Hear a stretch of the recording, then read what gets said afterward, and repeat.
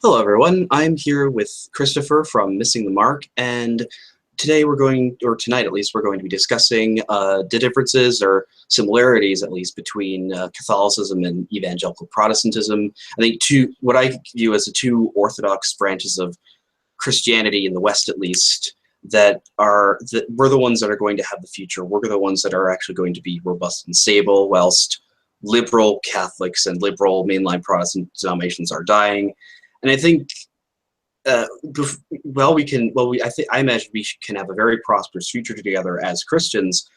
There's still some rough patches that need to be smoothed over, and I think it's on both sides. There's some, I think, tensions and misunderstandings that both sides seem to still have, and I think that, dialogue is probably the best way to start smoothing them over. So, how are you doing?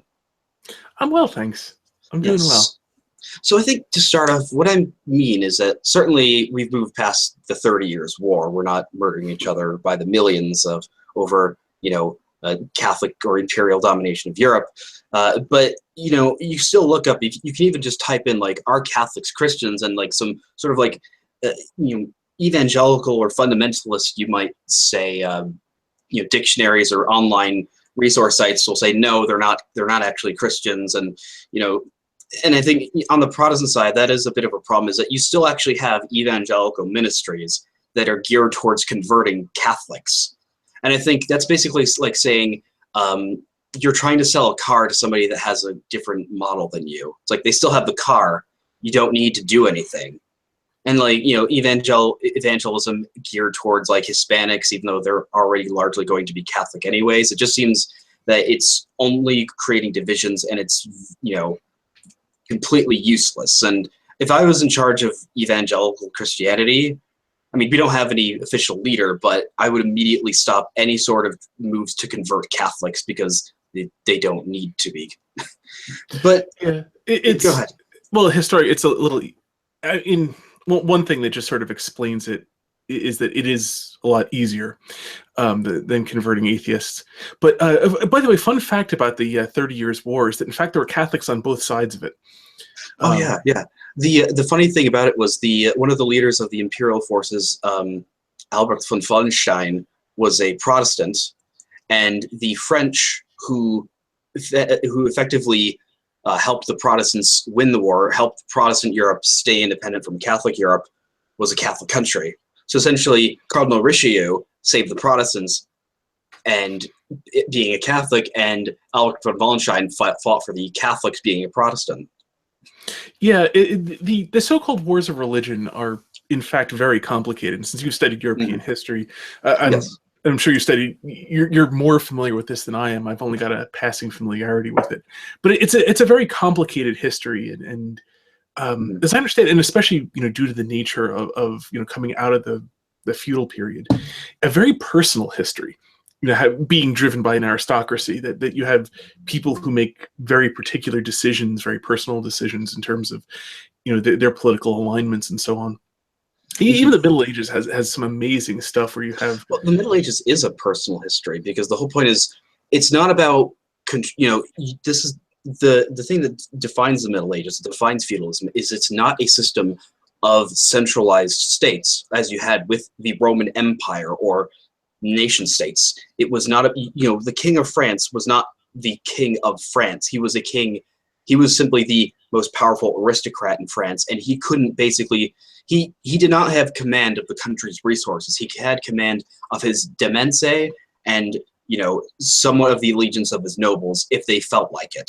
And that's essentially what helped prevent a lot of very large imperialistic national projects like you saw in the 17th, 18th, 19th century, is because you didn't have national armies. If the King of France wanted to invade Germany, you could only do so with the armies that his nobles would let him fight with, and essentially all the armies of Germany would go, well, we have to defend ourselves, and the French would lose. So these sort of things just didn't happen.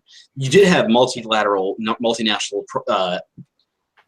conflicts like with the Crusades and the battles against Islam, but you didn't have the idea of a French nation. Yeah, well, and as I understand it, there were very particular time periods where you might have some of the king's nobles were actually more powerful than the king was. Having larger incomes, bigger armies, and so on. Yeah, in France, effectively, the Ile-de-France, this little island in the middle of Paris, was essentially, that was the actual size of the land that the king of France actually owned.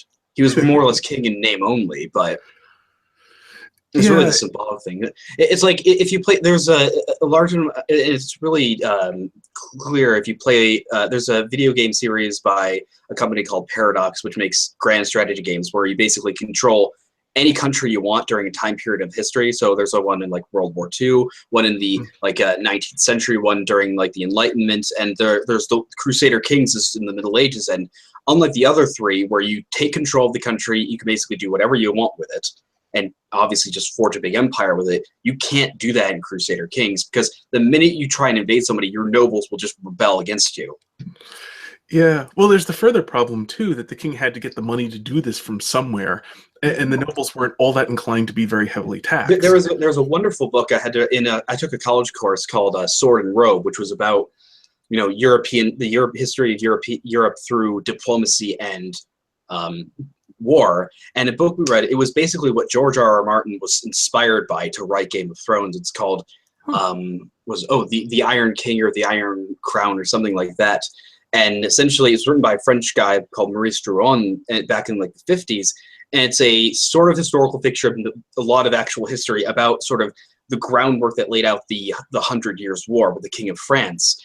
And the fact is, like, the main character in the first book it's a series of books too. And in the first book, it's King Philip the Fair of France. And a running part throughout the book is he has to get money. He has to keep trying to find some way to get money for his armies, because they're entering a period in which, the market revolution is happening, and you can't just rely on having, your vassals and men at arms fight for you, because that's not enough. Because now these little, these little merchant states in northern Italy and northern Germany have their own private armies they can pay for. And so basically, what he does is he like kills all the Templars to steal their money.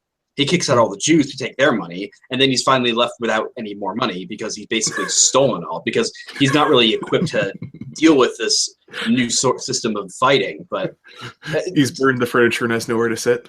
Yeah, exactly. But the thing is that, back to Protestantism, which, one thing I will say is that when Catholics say, well, we have such a rich, illustrious history, it goes back 2,000 years. Well, evangelicals are Christians generally. The thing that I think helps define an evangelical is someone who thinks that, well, at least for me, it means that you being a Christian is what, goes before your denomination. So you'd think of yourselves, well, I'm a Christian for then I'm a Catholic or a Baptist or, Anglican or whatever. And so, I just consider my history as a Christian, roots going back to Jesus, just like I think a lot of Catholics do. And, what I would say that...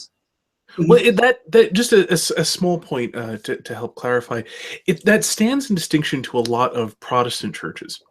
Mm-hmm. Because like the way that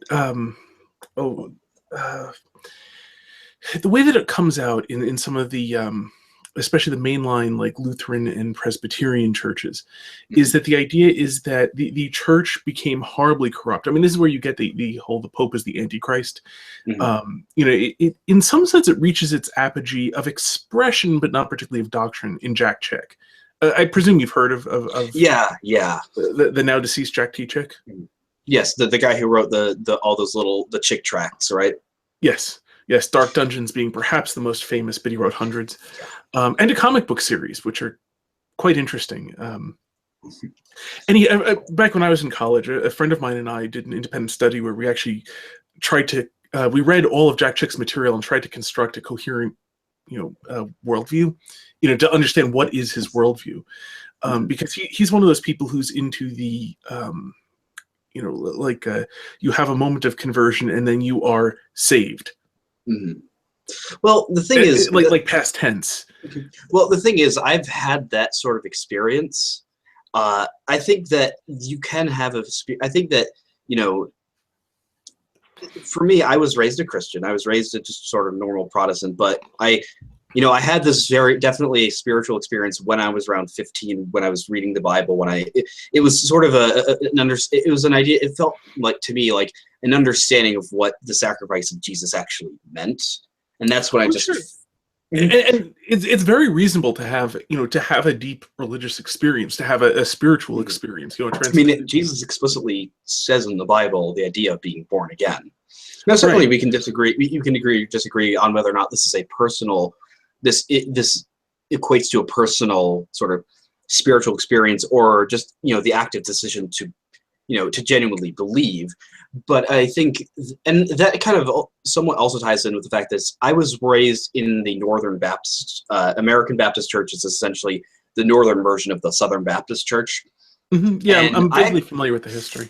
And essentially, the big difference with them is the idea of adult baptism, is that instead of the sort of infant baptism to help bring the baby into the church community, it's the active choice to become a follower of Christ when you're baptized in full immersion. And again, I think what I try to get at is that I'm a very big proponent of ecumenism, in that there's certain doctrines of Christianity which that's what essentially makes you Christian, and a lot of other certain points we can agree or disagree on, like Catholics and Protestants and Eastern Orthodox. So long as you believe in the again, what I believe is that you're a Christian not based on what denomination you are, but what you actually believe. So, like, if you're a Catholic, if you officially say you're a Catholic, but you have, but you don't, you have no real interest in any of the sort of theological ideas, you don't really believe, you just kind of say you're Catholic, you're not really Christian. I think you'd agree. And then, yeah. Well, it's certainly. I mean, in a very sort of simple sense, it is very possible for anyone in any denomination to not. I mean, since anyone can go to hell, right? Mm-hmm. It is possible for anyone anywhere. By default, we are kind of all condemned to hell, but well, in a logical sense, yeah. And one of the things, a lot of this language always gets very complicated, whether we're talking in logical or temporal senses. And so in a logical sense, yes, but a lot of people confuse that with the temporal sense, which isn't the same thing. At least, not exactly. So I'd like to be careful with that, not because it's not true, but because a lot of people get confused by it. So, I mean, yes, the nature of having sinned is that we have, become unfit for communion with God, and unfit for heaven. But that's, but I mean, almost any language, I mean, we have several hundred years of, especially in America, we have several hundred years, a rich tradition of religious bullies, who've made language very complicated. And this is a general thing I found in dealing with apologetics and explaining the faith, but frankly, dealing in any subject, whether you're talking about politics, whether you're talking about religion, whether you're talking about math. I mean, my background, I've got a master's degree in math, and you have to be careful of who you sound like. Exactly. This is what people have limited time. And I will say this is that, yeah, I think that, well, I think Catholics and evangelical Protestants have had a similar experience in terms of a very bad PR, and that the way we've been presented, either the way we present ourselves or the way we've been portrayed, because of course, people will think of evangelical Protestants as screaming, stupid Southern hicks, going to a mega church, listening to a guy who's a televangelist telling them that if they give him enough money, God's going to bless them. And then of course, anytime you talk about the Catholic Church, everyone will, of course, people want to go to the sex abuse scandals. That's the sort of dirty laundry that the secular and atheists want to always bring up these days. It's been other things in other times. And of course, I don't, certainly it was bad, but obviously it's not a reflection on the Catholic Church's teachings or anything like that. And it was very small number of priests that actually were engaged with that, compared to all the priests around the world. But And I think it's the same thing is with these sort of televangelist prosperity gospel type things and people like Jack Chick and stuff like that, is that that's not reflective of the average evangelical. That's not really reflective of, Yeah, well, Chick's a fundamentalist, not an evangelical. Yeah, and I mean, well, I'm sorry. If you ask him, he's a Bible-believing Christian, but essentially, he's a fundamentalist, not evangelical. Well, I think the way I would define a fundamentalist then would be, do you think this would be a helpful definition for us? Would be that a fundamentalist would be somebody who believes that this specific interpretation I have of Christianity, this is the only correct one, and everybody else is completely wrong, or is wrong about it. Whereas an evangelical is something separate from that. They do have that. I mean, they do have that, but in a sense, and this is something where I side with Chesterton, that everybody believes himself. Everyone believes that his opinion's right, or it's not his opinion. Mm-hmm. So, I mean, in a sense, like if you don't believe yourself to be correct, well, then you simply lack a belief about whatever the subject is. Mm-hmm. So, I mean, in one sense, everyone, I tend to go more in the direction where fundamentalists. I made a few videos about them. Yeah, I've seen those ones, the believe or burn thing. But also, actually, I did one was called "How Different Are Jack Chick and Richard Dawkins?" Richard Dawkins, yes. And that's one where I really got more into it. I mean, I did in the believe or burn as well. I mean, to me, I think I don't disagree greatly with your definition, but I think it has a little more to do, like the fundamentalists, or at least what all of us find so repugnant in the fundamentalists, because, I mean, fundamentalist has become, I think, a term of disapprobation by and large. Yes. And what most of us all find so repugnant is it's not just a rigidity, because everyone's rigid about something and flexible about something. I remember making this point to the distributist actually in Twitter, but everybody is a moderate on some things, and everybody is an extremist on some things. It's just a question of what is it that they want to be an extremist about, and what is it that they want to be moderate about. Because ISIS, right, is going to believe themselves to be very moderate when it comes to, they don't behead people, for a first offense of not wearing a hijab properly. Mm-hmm. And I'm making up the example slightly, but clearly there are infractions where they will only, give you a warning the first time and a beating the second time. And they will, I am certain, consider this to be reasonably moderate, that people could be far more intense about this. Mm-hmm. But everyone considers themselves a moderate about something. So I think it's not the moderate distinction. It has more to do with how they interpret things. And that fundamentalists in particular, and this does get to what you're saying, but that the fundamentalists take, to a great degree, they take everything as being interpreted according to how the fundamentalist would have meant it if the fundamentalist was the one who said it. They have no space for anybody having meant anything differently than the fundamentalist would have. So, yes, similar in the sense that no other interpretations allowed. Right, but it's not even precisely that. Yeah, but it's not that they believe themselves to be correct so much as that their world is so tiny and so narrow. They think this is the objective truth, and it just happens to be the one that they're espousing. I think more than that, their world is so small they don't even admit the existence of other interpretations of language. They don't really admit the existence of other. Yeah, I've run across this because I found atheists who behave exactly the same way as Christians. They just happen to deny it rather than Christian fundamentalists who deny it rather than affirm it. But they'll take some passage in the Bible and then say this is what it means, and it's not and they'll tell you, like, this isn't about interpretation. You're not supposed to interpret it. It just means what it means. Mm-hmm. And the idea that maybe words meant something other than what you yourself would have meant by them, that idea does not even cross their mind. They can't even entertain the possibility that the words meant something else in the mouth of the person who actually said them.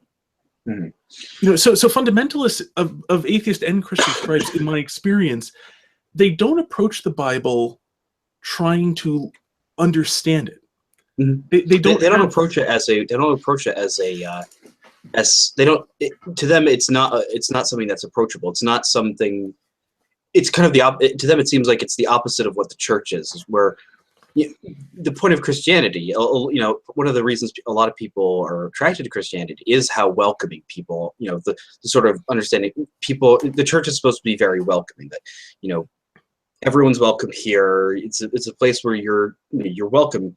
But I think the way you described it is it's Bible worship. The way fundamentalists seem to approach it is they view the Bible as this block of stone that's irreproachable.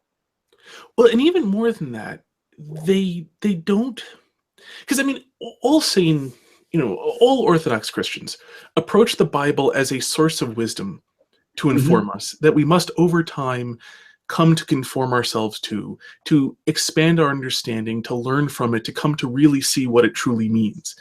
And we go over passages, we take particular passages and we read them through and we read them through again, learning new things each time. We putting them together, making new connections, coming to greater understanding.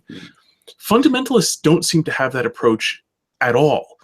This is literally what it says. God created the world in 7 days, so he created it in 7 days. Basically, there's a trivial example. Very, very by trivial, I mean. The other thing I would say about this is, I think perhaps one thing you should guard against, though, is certainly I think there is a lot in the Bible that is sort of genuinely true. That what I'm thinking is what I'm thinking of. One of the examples is the thing of marriage, because what you said is I know that's not what you meant, but a lot of the quote-unquote Christians who will say, well, they'll be like, oh, look, or like, the mainline Protestant churches on the opposite end of fundamentalists who basically who view the Bible as completely as, they view biblical interpretation as, the Bible now says whatever is in line with what popular culture says. And so they'll say that, oh, well, look, we've re-examined this Bible passage, so now it says this. And so I think what you would probably get at, and what I think a lot of Catholics would be screaming at is, well, you have to have, that's what the point of studying theology is. That's what the point of, a lifetime of learning and studying this is for, right? Yeah, well, and also studying what other people who knew more than you have also, gotten out of, hence things like reading the Church Fathers. And reading people like St. Thomas, like reading people like St. Augustine. Yeah, St. Augustine, St. Thomas Aquinas. Yeah, I've actually read. I've read. It was on Christian education by St. Augustine. I had to read it for another history course. Yeah, I really recommend his Confessions. Actually, his Confessions are an amazing thing. They're unlike anything else he wrote. Like I'm still working through. I've been working through for several years. Isn't that basically his book of like all the horrible things he's done through his life? That's like about 1/4 of it, actually. I mean, there is a biographical section in which he does confess the things he did wrong, and hence the confession part. But there's a lot more than that, and because it's actually in several books. That's only one of the books. And I mean, it's relatively short. Like you put it next to the City of God, and it looks like a pamphlet. De Civitate Dei, there's some amazing, like he's got some amazing meditations on time, in latter sections. But what's really curious about it is, it feels almost like a modern book. That's one of the strange things about it. It's very personal, and while he does admit to things, he puts them in context and draws useful lessons from them. Like a story about when he was a kid and stole pears from a neighbor's tree. And he's going to say, why? We actually had a better pear tree. And yet I went and stole this, just for the pleasure of doing something wrong. And, and he examines it and draws useful lessons from it. So it's not purely it's not like a tell-all. He's not being salacious about it. It's actually, you derive benefit from it. So if I could say something, then I think what you might be getting at is a difference, a main difference, what you're saying about between fundamentalists and non-fundamentalists for Christians is that, one of the key things is that the idea that other people can have, that other people could be smarter than you, other people could derive the right answer. And evangelicals, essentially, a lot of evangelical Protestants and people, Anglicans as well, would have we have our own things with people like C.S. Lewis and a lot of modern evangelical writers like Rick Warren. And there's a professor of Near Eastern languages. He's he's a Messianic Jew, so he's a Jew who converted to Christianity, but still likes to retain a lot of Jewish cultural heritage. Named Dr. Michael Brown, no relation to the kid in Ferguson, but he's been he's written like 20, 30 books on how to approach Jews about the Bible, Jewish Christian theology. And he's in his early 60s, but he's written like numerous stuff against homosexuality. Like his most recent book on this was called "Can You Be a Gay Christian?" as a response to this like millennial 26-year-old kid named Matthew Vines, who gay quote unquote Christian, who said God and the gay Christian, basically has a whole response to that. And he's an absolute scholar on these things. He's incredibly intelligent, and so I think is that partially what you mean, is that having a body of work, having something that's bigger than just, because I think you're right, is that one of the problems, especially the problems with fundamentalists that can kind of get them into its almost cult mentality, is that it becomes a focus on the single person. It becomes the focus on that one preacher rather than Christianity as a whole. Yeah, well, they also, the one thing that saves fundamentalists from cults is that if you assume that the Bible is completely transparent to your reading, so that whatever you read, whatever you get out of it, that's what's in it. There's nothing more, there's nothing less. You can't possibly be wrong. Whatever you read, that's it. You've got it. Sum total of what you've got, which is that sort of fundamentalist approach. That it means nothing but what you've gotten out of it. The thing is, if anyone disagrees with you, it can't be because one of you is making an honest mistake, because it's completely transparent and clear, and there can be no, possible interpretation. So the only way that anyone can disagree with you within that worldview is because they're sinning. Yeah, they're evil, or they're exactly, yes. So it really, really, really tends towards splintering, because the moment anyone disagrees with you about anything, they're evil, and if they won't repent, that's to say, agree with you, they're embracing evil, and well, the rest follows. But to get back to an earlier point, an interesting example, there's a really great video.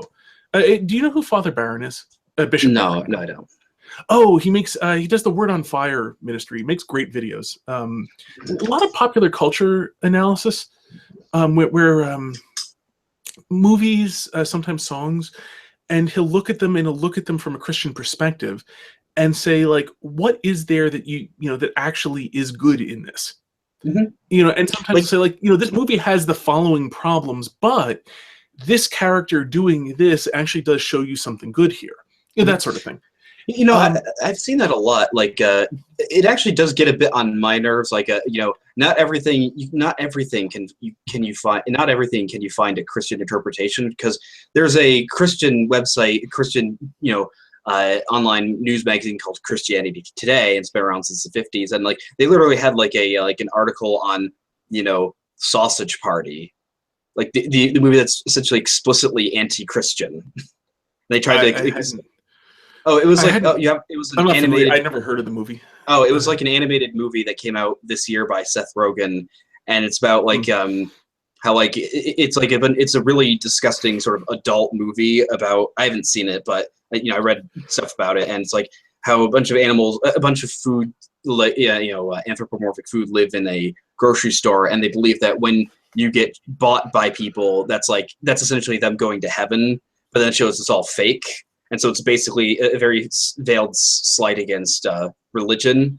But then, apparently, at some point, they try and make it a little nicer by saying, "Well, you shouldn't disrespect other people's beliefs." And so the article tried to go off on that. But I just think, like, I wish these people. I know we're supposed to be very polite as Christians, but just get angry at least once. Say, no, this movie was terrible and disgusting. I know. Actually, on the subject of politeness. It is good to be polite. There's an asterisk on that, because people can take that so far, because politeness is never more important than honesty. Yes, absolutely. Honesty is always more important. I mean, there are times when, possibly the way to reconcile this is simply to be silent. But sometimes, I mean, if you look at the church fathers, they were not mealy-mouthed people. They when they talked about the depravities of the pagans, they did not mince words. Mm-hmm. They were not even particularly polite about the depravities of the pagans. So, I mean, the idea of politeness is something, it is important to be polite, but there's a context to that. That being said, Father Barron, or now Bishop Barron, he was made a bishop a little over a year ago. He's very selective in which movies he goes for. And the other thing, too, is he will be critical. He'll praise one part and be critical of another part at the same time. So he doesn't, so he'll, I mean, he takes things with a sense of humor, because, Hollywood is essentially enemy territory. So, he takes it as sort of, with a, it's like when people try to be shocking at this point, it's like, you kind of want to just pat them on the head and, give them a cookie. And that's the worst thing you can do to them, because that's what makes them the angriest. If their whole goal was to piss you off, was to get you really mad, and you just act really polite and nice to them, that's the worst thing that you can do to them. Yeah, and that's putting salt on their wounds. Yeah, and to some degree that can be the tack that he takes, but so he'll talk about how, there are these things that went horribly wrong in this movie, but on the other hand, this character did something good. So the lesson that you can learn from this movie is the following, and that's the thing about art, and it's something to always bear in mind, that whenever an artist is attempting to do something bad, he's not omnicompetent, he's not perfect. So in his attempts to do something bad, he will fail and probably do something good. Not the whole thing being good, just something within it being good. Actually, it reminds, I haven't read it, but a friend of mine's read Marlowe's Faust and is very fond of it. And there's when the demon Mephistopheles appears to Faust within this. Faust asks him who he is, and Mephistopheles, he goes through a whole bunch of names, but he says, "I am he who always seeks to do evil and always works good." And this is something he holds very much against God, that God, uses the things that evil people try to do to good purposes, not with their cooperation. But of course, that's the thing. We'll all work God. We will all end up doing God's will. The only question is, will we be cooperating or fighting? But you can't thwart God. Well, yeah.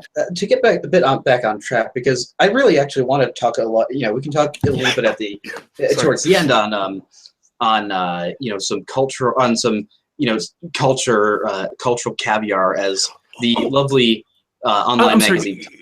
Forgive the interruption. The reason I brought up Bishop Barron was because he mentioned in particular that there's a wonderful video of him talking about some people asking about, how do we know that the resurrection was, real and, not just some sort of metaphor and so on. There's a great video. I'll try to get you a link for it.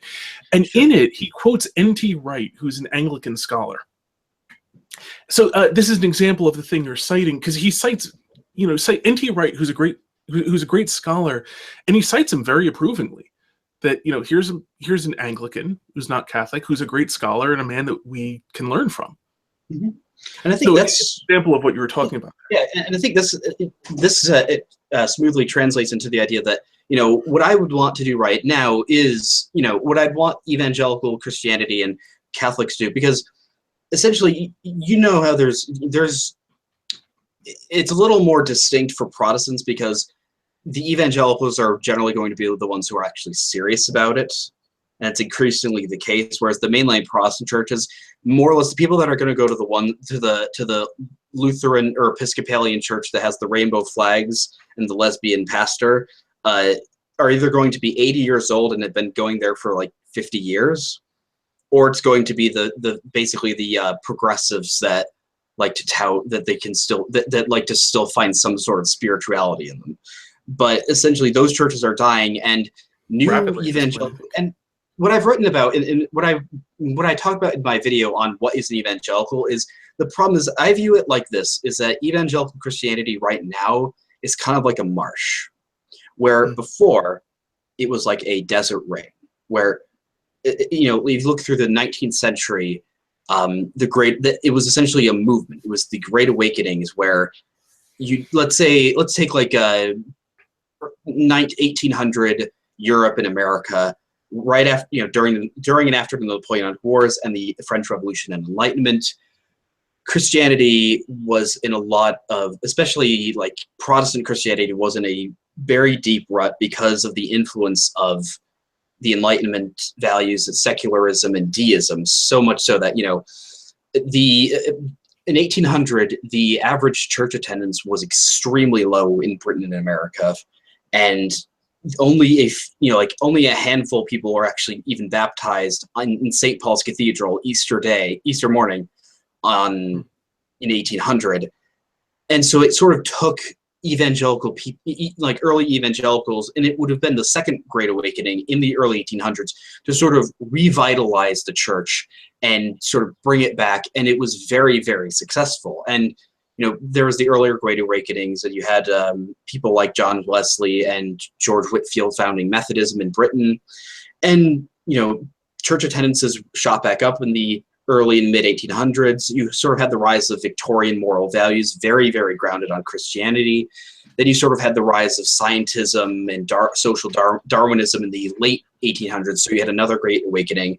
And in America, because after World War I, so much of faith in the church had been lost because they were supporting this war, you had another one in America in the 20s, and the sort of modern one, which is still clinging on to, you started in the sort of 1950s and 60s as a sort of response to countercultural movements.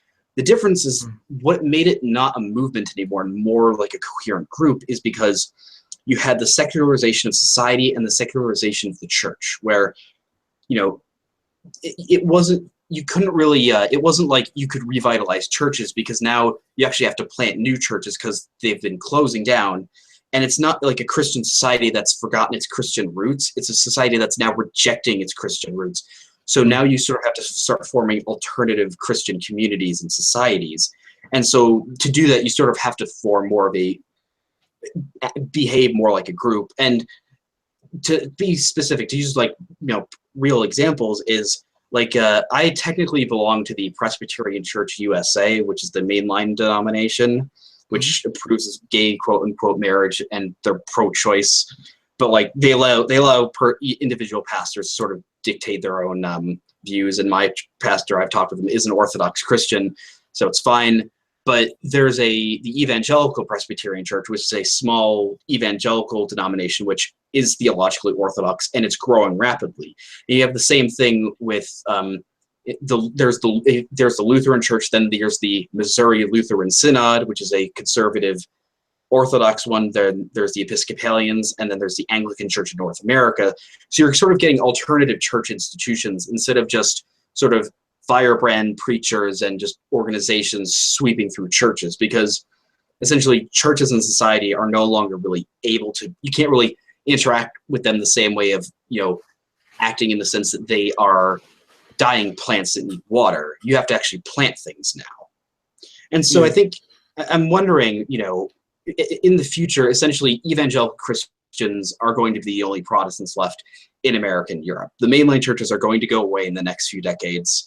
Yeah, they've actually, there's an interesting article I saw a while ago, just to amplify your point, that showed that the decline of them started probably 80, 100 years ago, something like that. The only thing is we had such a rising population that their numbers were increasing in absolute numbers. But the thing is they were actually shrinking as a percentage even then. What happened is, as the population growth has been leveling off, that the number of people in mainline Protestant churches has actually started shrinking even in absolute numbers, let alone as a percentage of the population. But the thing is, you look. We've hit that point where there's just fewer of them. I've looked at the statistics, and apparently it was even sort of that the Presbyterian Church is going to basically be gone by 2030 something. But the fact, I'm not all that worried, because again, you have the small evangelical branches are growing very steadily. They're very robust. They're very theologically orthodox. There's a lot of young people, and they're growing in both absolute numbers and percentage. And even look at the Southern Baptist Convention. It's declining, but it's declining the slowest. And so, the fact is, the churches that abandoned theological orthodoxy, those are the ones that are dying, even though they more or less changed their theological positions just to be popular. But the fact is, surprise, surprise, progressives aren't actually religious generally. Yeah, I mean, if you try to be popular with people who if you try to be popular with secular people, they're not going to show up to church. You're just going to have an easier time in your dinner parties. Yeah. But I think back which I get the impression was what a lot of that is. A lot of the secular accommodation was largely about. Yeah, I would love to like make a little sock puppet video where you have like a little sock puppet guy representing mainline Protestant churches, and like he's like trying to offer all these sort of young people like, well, okay, gay marriage is popular right now. Hey, look, I've just studied scripture. Now it says this is okay. Oh, transgender stuff is popular now. Okay, I'll go study that. Hey, am I popular now? And then just the mainline hipster will go, no, I'm actually decided to convert to Islam because they actually stand for something. Yeah. I've seen some. In general, nobody wants a religion that doesn't ask something of them. In the West, there's some asterisks about things in the East because they have a somewhat different approach to things like Shintoism, and it's something about the Eastern mentality is a lot more okay with being, how does it go? It was like a Shinto at weddings. And Buddhist at funerals and Christian. Well, actually in Japan they have Christian. They generally have Christian weddings. Yeah. When they have weddings, as I understand, the wedding rate in Japan is plummeting. But yeah, no. In any event, there's a saying who I'm forgetting, but they don't really mind holding these sort of conflicting things and just compartmentalizing them into different parts. I've studied a number of Eastern. So like I've read the Tao Te Ching. I've read a biography of Confucius, and I've read the Analects. And the fact is that they don't really seem as conflicting because the fact is it's different than sort of monotheistic religions as people who hold that this is the absolute truth. Whereas for them, believing it, you can certainly be like a Confucian. You can believe in sort of Confucian ideas of morality, but also believe in, that Amaterasu or whoever dipped a sword and dropped out the islands of Japan. But oh, sure, yeah. Well, Confucianism especially is sort of a philosophy of governance and a philosophy of right. And interesting the way I've heard it from one of my history professors was I was taking a course on Chinese history, and basically you could almost look at it as in Taoism is the yin, or it is the passive feminine to the whereas Confucianism is a sort of active masculine one, where Taoism is a lot more sort of concerned with sort of transcendent ideas of so much more abstract concepts of like somewhat spirituality and just sort of the nature of everything, whereas Confucianism is more or less this is how you make a functioning society, this is how you make people happy and people live in harmony. Yeah, and I've got to say, there's a lot to be said for Confucius's advice on the rectification of names. The thing I've found very interesting is that it is quite similar to a lot of Christian teachings on morality. It has a very, and of course, it is. If you look at history, it has been an extremely sort of successful and beneficial ideology or philosophy to Eastern Cynic civilization because they have some of the lowest divorce rates, single motherhood rates, because what the key idea of Confucianism is the idea of the rigidness of family structures and relationships. Oh, but, well, I mean, a lot of Confucianism fundamentally orients people to be in a right relationship with heaven. Generally translate. Was it ding or ting? Something I can't remember the Chinese word, and well, there are many Chinese languages in any event. I don't, not that I speak them, I just happen to have learned it. But in any event, generally translated into English as heaven, meaning the sky, but in a much more transcendent sense. So it has a proper, it's built upon the concept of a hierarchy of being, where there is something that transcends human beings, and we should be in a right relationship to it. And then, all of the world that we live in is then rightly ordered according to, the hierarchy of being, within the world and so on. So it fits fairly well. Interestingly, too, I don't know if you follow Eve Kaninen on Twitter, but yeah, she's a bit vicious at times. Oh yeah, she can. Is she Catholic or? No, she's actually American Orthodox. Okay, that's cool. Which received autocephaly from the Russian Orthodox in the 1970s, if memory serves. Would that have been the Russian Orthodox in hiding? Well, the Russian Orthodox came over to America. Okay. Because the Russians settled Alaska. Yeah. And then they moved and they spread a bit, and then at some point, especially during the Cold War, eventually the Russians granted autocephaly to the Americans because there's just kind of no real way to run it. No effective way to run it together, I think. That's one of the sort of beautiful things that the Orthodox Church in Russia managed to survive. Oh, yes. Through the Soviet Union. Like, there's the idea that, I remember hearing a beautiful story from my pastor on one Easter morning. Like, in his sermon, he said, there's a story from the Soviet Union where, on Easter, a bunch of Christians were ordered, you can't say, because a common greeting is when you say, Christ is risen, he's risen indeed. That's what the congregation says. And when, and they're all ordered not to say anything because it's against Soviet atheism, whatever, they still said it anyways. And it's a very sort of heartwarming story.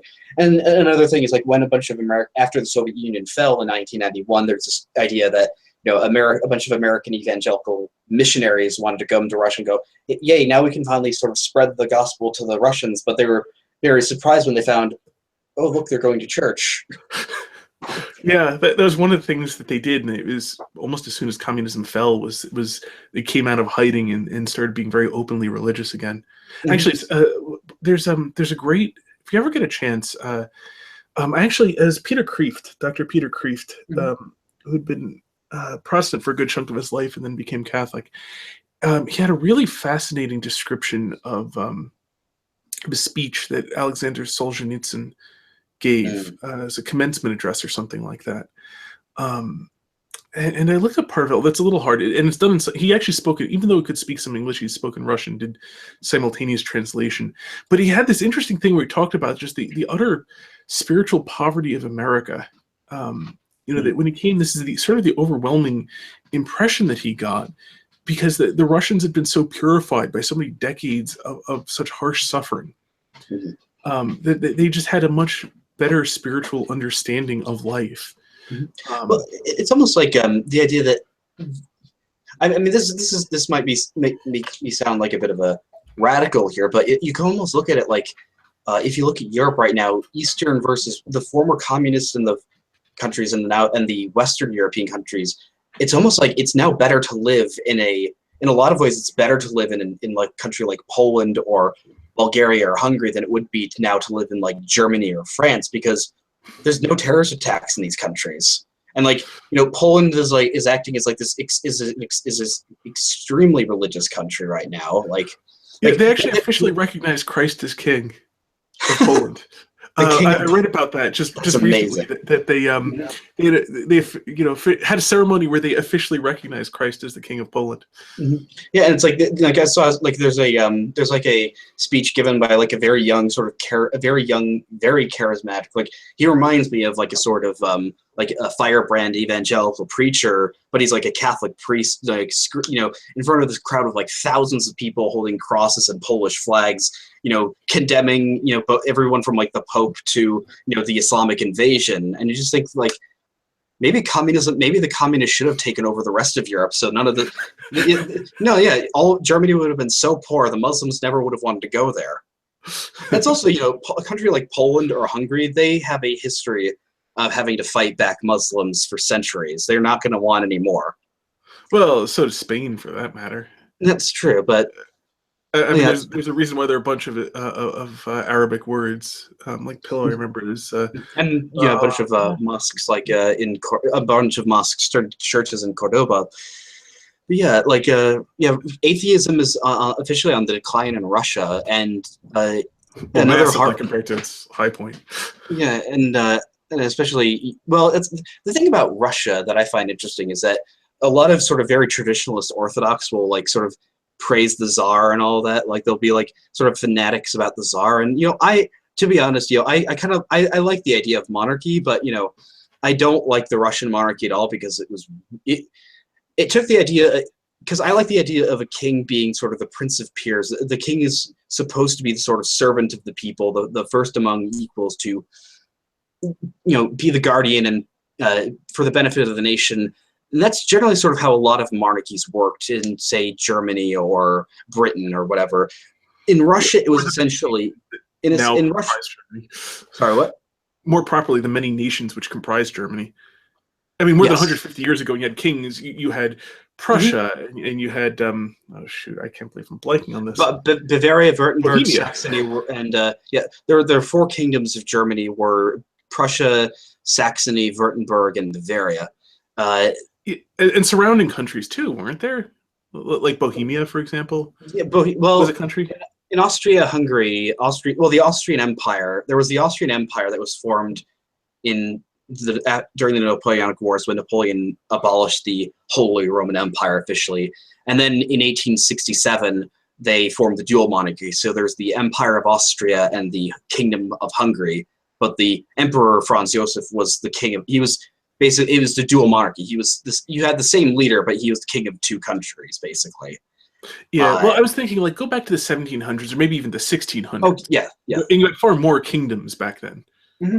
Well, the thing is that people think about the king as this being this sort of. You can't really use bad kings as an example, because for every bad king, you could bring up a really good king. Like, people talk about, oh, there was this, very abusive, exploitative king. And you can go, what about good King Wenceslaus? They made a song after him. But what I was saying is that with the Tsar is that was not, the sort of far more limited monarchies you had in Western and Central Europe. In Russia, because of what happened with the Mongol conquest, the Tsars became very despotic, and they basically ruled the country as the master ruling over his slaves. And even going into the early 1900s, the Russian government, because there was a great miniseries. I learned a lot of this there was a great miniseries from the BBC back in the 70s called Fall of Eagles, which follows sort of the European monarchs in Austria, Germany, and Russia through the mid 1800s to World War I. And the episodes about the Tsar Nicholas II in the early 1900s, it just shows like that government was so unwilling to make any sort of reforms or do anything that could possibly compromise their power. They were completely out of touch with. They're basically a lot like how European Union elites are right now, where they're completely out of touch with the reality of their own people. Or the French shortly before the French Revolution. Mm-hmm. Well, even the problem with that is that King Louis the 16th wasn't even. He wanted to help the poor, but the problem was the nobility was sort of blocking him from actually making any sort of reform. But I think back to what I was saying is, people look more fondly on the Tsars because they weren't the communists. But the idea I like to think is that there was actually a Russia that was substantially better in terms of how it was structured. That there was a Russia before the Tsars. About Russia can kind of, the idea of Rus can trace itself back to the 900s, to the 10th century, and with the baptism of Vladimir of Kiev. And like between then and the 1400s, most of Russia was kind of resembling ancient Greece with various city-states. You have like a lot of republics and principalities like Novgorod. So you actually had a higher level of sort of Greek democracy, and it was already more or less westernized in Novgorod. But then the Mongols came and sort of ruined everything. But I think my point is that people should sort of understand that Russia was never just. It's kind of like how Germans can only sort of think of history, their own history, as being it was the Nazis and then after that. Like, no, there was Germany before then. It was pretty good. I let it.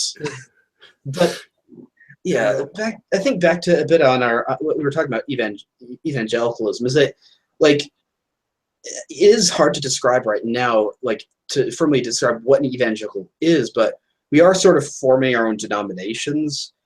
And I think that on your part as Catholics, obviously I understand that Catholics view other Christians as still being Christians, right? Yeah, it gets complicated when if you talk about Mormons, life gets really complicated there because they're non-Trinitarians. I generally sort of think about this is that, well, because you know who Ben McLean is? Yes. Yeah, so he's part of the RLDS. He's part of the breakaway group that formed their own church that followed Joseph Smith's son instead of Brigham Young. And he says they are Trinitarian. Generally, they are moralist Trinitarians in his group. And so, they're a tiny group compared to the unfortunately, they used to actually, in terms of size, rival the for decades they were rivaling in size and numbers the ones in Utah. But then, as Ben says, the SJWs took over in the 80s. But yeah, that'll get you. So go ahead. Yeah. So I mean, the thing about, but in general, yes. Because I mean, in general, the mark of being a Christian, and of course that's itself is a phrase that can mean several different things, but generally the mark of being a Christian is baptism, and a valid baptism simply requires an intent to baptize according to the Trinitarian formula. In the sense of to baptize in the name of the Father and the Son and the Holy Spirit. So I mean, a funny thing, an atheist can validly baptize somebody, as long as the person actually wants to be baptized, and the atheist is, actually sincerely attempting to comply. How would that apply to children then? Can children consent to baptism? Children are complicated because the thing about I'm not sure precisely how it goes in. See, the ordinary course of events for children is that the thing about children is that they are incorporated into their parents. And as a parent, I've really come to understand how this works. In a general sense, your children really are like part of you in a sense. That is to say that you are,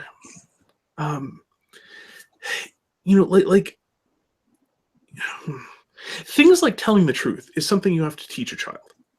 Things like, sharing rather than just taking everything is something you have to teach a child. And it takes a long time, actually. I've discovered in practice it takes years to between when this first becomes something they could even possibly grasp to when they really have understood something like, I want that, therefore I take it, is not how you go about life. In like a real sense, not just a purely practical sense, but like an understanding of morale, like beginning to form a sort of moral compass of this is right or wrong in the abstract, rather than this benefits me, or right. Exactly. Yeah, as something right and wrong in the abstract, rather than as purely calculative. It's purely cost-benefit analysis in a direct sense. And so basically, children are anarcho-capitalists. Yeah. Oh yes. They're Ayn Rand objectivists. Yes. Incidentally, this is where a great many things like objectivism, communism, and so on all fall down. Is they have no way of dealing with children. Yeah, exactly. I think they're all systems purely for adults. I've been thinking of like making a video, because you know who Sargon of Akkad is, right? Mm-hmm. Like he's done a number, like 3 or 4 more debates against anarcho-capitalists, and the problem is that they're taking way too long, and I'm just trying to like discriminate the computer, like you're not arguing with them right, because kind of like how when Sargon was debating Christy Winters, Distributors made this video describing how she was using sort of Mott and Bailey tactics of, as soon as you attack the crazy positions of the feminists, you just retreat back to the idea of, no, this is just about equality. What the anarcho-capitalists seem to do is they try and fight battles of attrition, where like they'll force you to sort of address point after point after point, example after example after example. You're never getting anywhere. You're just bogged down in sort of little minute details and examples they're bringing up, and it just drags out longer and longer and longer until somebody just gets exhausted. And by the length of these streams he's had, and so what I found is basically Sargon is trying to fight the Battle of Verdun. Instead, he should be fighting the Battle of France circa 1940, where you find the weak point and you just go after that, and you just full steam ahead, and you get them to argue against their own principles. And by that, I would just say that the weakest points of anarcho-capitalism is, first off, it's unsustainable, and second off, it's impossible to actually implement. Also, third off is their non-aggression. The only way to actually enforce the non-aggression principle would be to violate it. Well, yeah, it's just like how what Distributus pointed out in his talk with you, that it's like if you read something like Atlas Shrugged or Ayn Rand novel, there's no children. Yeah, and how in like that game Bioshock, like these horrible experiments. Children are absolutely exploited in that universe, and even more practically, it's unsustainable because if you look at sort of how these, you look at the demographics of anarcho-capitalists and hardcore libertarians, there's hardly any women there because it's not something you can sell to women. But you go to like your average church, I go to my church, if you have a healthy church community, it's going to have a very large, a very nice even number of men and women attending, if not more women, because women tend to actually be a little more religious than men. But you're also getting a nice, if you're in a healthy church community, you're going to get a nice diversity of ages. You'll get, old 80-year-old grandparents. You'll get young kids. You'll get teenagers. You'll get, parents, young parents with children. It's vibrant and sustainable communities. Whereas, if your entire movement is made up of 20 to 30-year-old men that have money, because I've noticed, I don't think you're going to get a lot of working class poor people as hardcore libertarians. No, well, depending, there are a lot of people in prison you might possibly class as anarcho-capitalists who violate the non-aggression principle. Yeah, but yeah, I think before we can just move on to our sort of last topic, I think on evangelicalism, I think so. I've sort of this was back in the beginning, but I sort of brought up my idea that certainly on the Protestant end, there have been a lot of issues with certain more fundamentalist groups, Protestant groups, arguing that Catholics are not Christians, and I think that's ridiculous. Firstly, because obviously because I'm not a Catholic, there's certain aspects, and the way I view it is that there's sort of three groups of how Protestants will view Catholics. There's the sort of hardcore fundamentalists like Jack Chick, who will view they're not Christians. They can never be Christians. There's the sort of more moderate view, somewhere in between sort of, I think, the normal position and the fundamentalist position, which is, yes, they can be Christian, but it's sort of in spite of them being Catholic. That the things that you don't like, that they disagree with theologically about the Catholic Church, they could still be Christian, but those things sort of take away from them.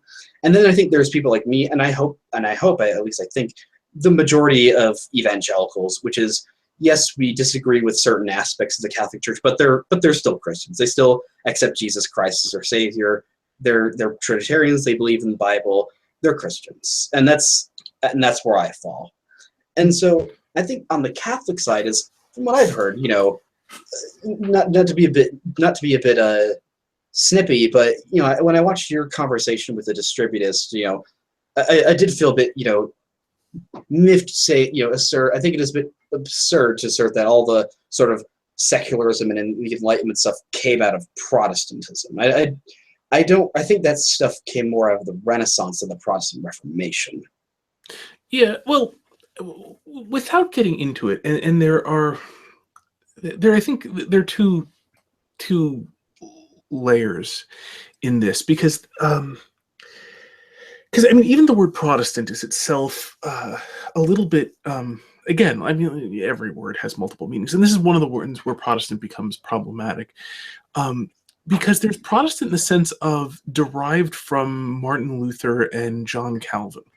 I mean, there's Zwingli and a few others as well, but especially derived directly from Martin Luther, and that has a bunch of theological baggage that goes with it, because Martin Luther had his, I mean, originally there were three solas, sola scriptura, sola fide, and curiously enough, there was also sola gratia, only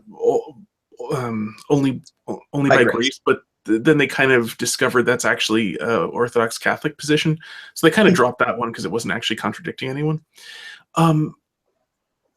And there's actually a famous saying to it as a phrase, all is grace, which is very true. All is grace.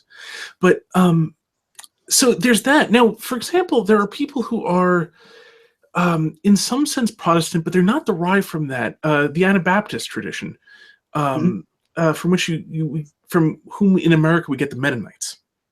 Yeah, one of my friends, Todd Lewis, he runs a channel. He's an Anabaptist as well. So I've got a friend who's a Mennonite, Amish Mennonite, Beachy Amish Mennonite specifically. Beachy from somebody or other, Beachy, who was rectifying some of the emphasis of Joseph Allman, who was rectifying the laxity of the Anabaptists who came before him. Anyway, But for example, I mean, these people, they're not theologically derived from Martin Luther. So they're Protestant in the sense that they are, that they are split from the Catholic Church, but they're not Protestant in the sense of having anything theologically to do with Martin Luther and his doctrines.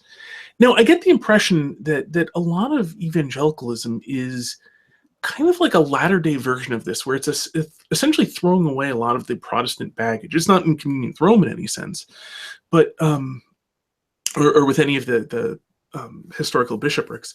But on the other hand, it's also rejecting things like because I mean you get the the difficulty. Sola fide brings in a variety of problems if you interpret it in the manner that Martin Luther did, where good works have nothing whatever to do with salvation, because then what, without going too much into it, what the heck does faith mean if you are not, if you believe that I agree with that. I agree with that. But you're not doing anything good as a result. Yeah, I think the way I believe God rules the world. Generally, the way I take it, I think most Protestants, at least evangelicals, would take it would be that you can't do good works to earn your way into heaven. But you should still you should still do good works and be moved by good works by your faith. But I think that was specifically something Martin Luther wanted to get away from. I mean, he had his issues. So when I talk about Protestantism, the problems, the thing is, Martin Luther, in particular, and he was very influential, especially in various ways. But one of the big things that Martin Luther rejected was the use of reason. He's famous for calling reason the devil's whore. But more, and this is the thing, I used to be much more sympathetic to Martin Luther until I actually read some of the stuff he wrote.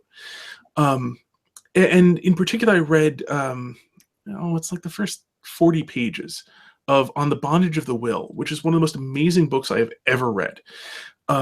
Partially because there's the part where Martin Luther claimed to know what's in the Bible passages that he didn't understand, which is just an astonishing claim, that there's nothing in Scripture he didn't understand. And he actually said that the parts that you can't make out are just phrased, are the same things that you find in other places, just phrased impenetrably.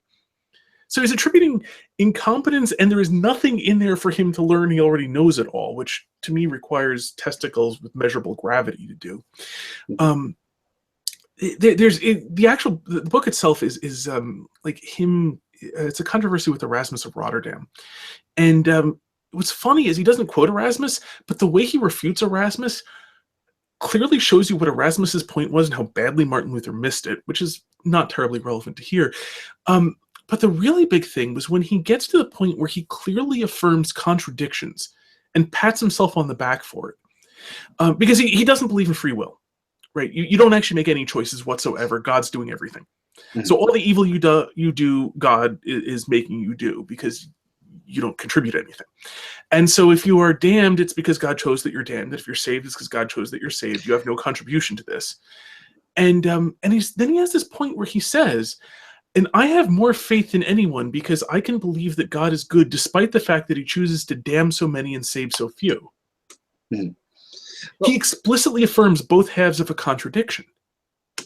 I think as denying as it is possible to get.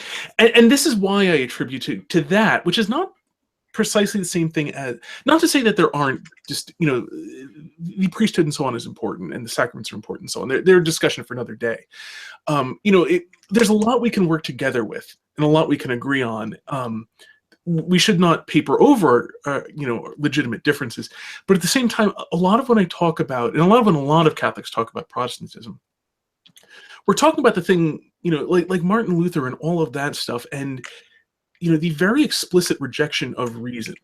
That approach that you see in fundamentalists too, but it kind of is inherent in Luther and in Calvin, that idea of check your reason at the door. Reason and faith are complete enemies. Destroy reason. I think I have to.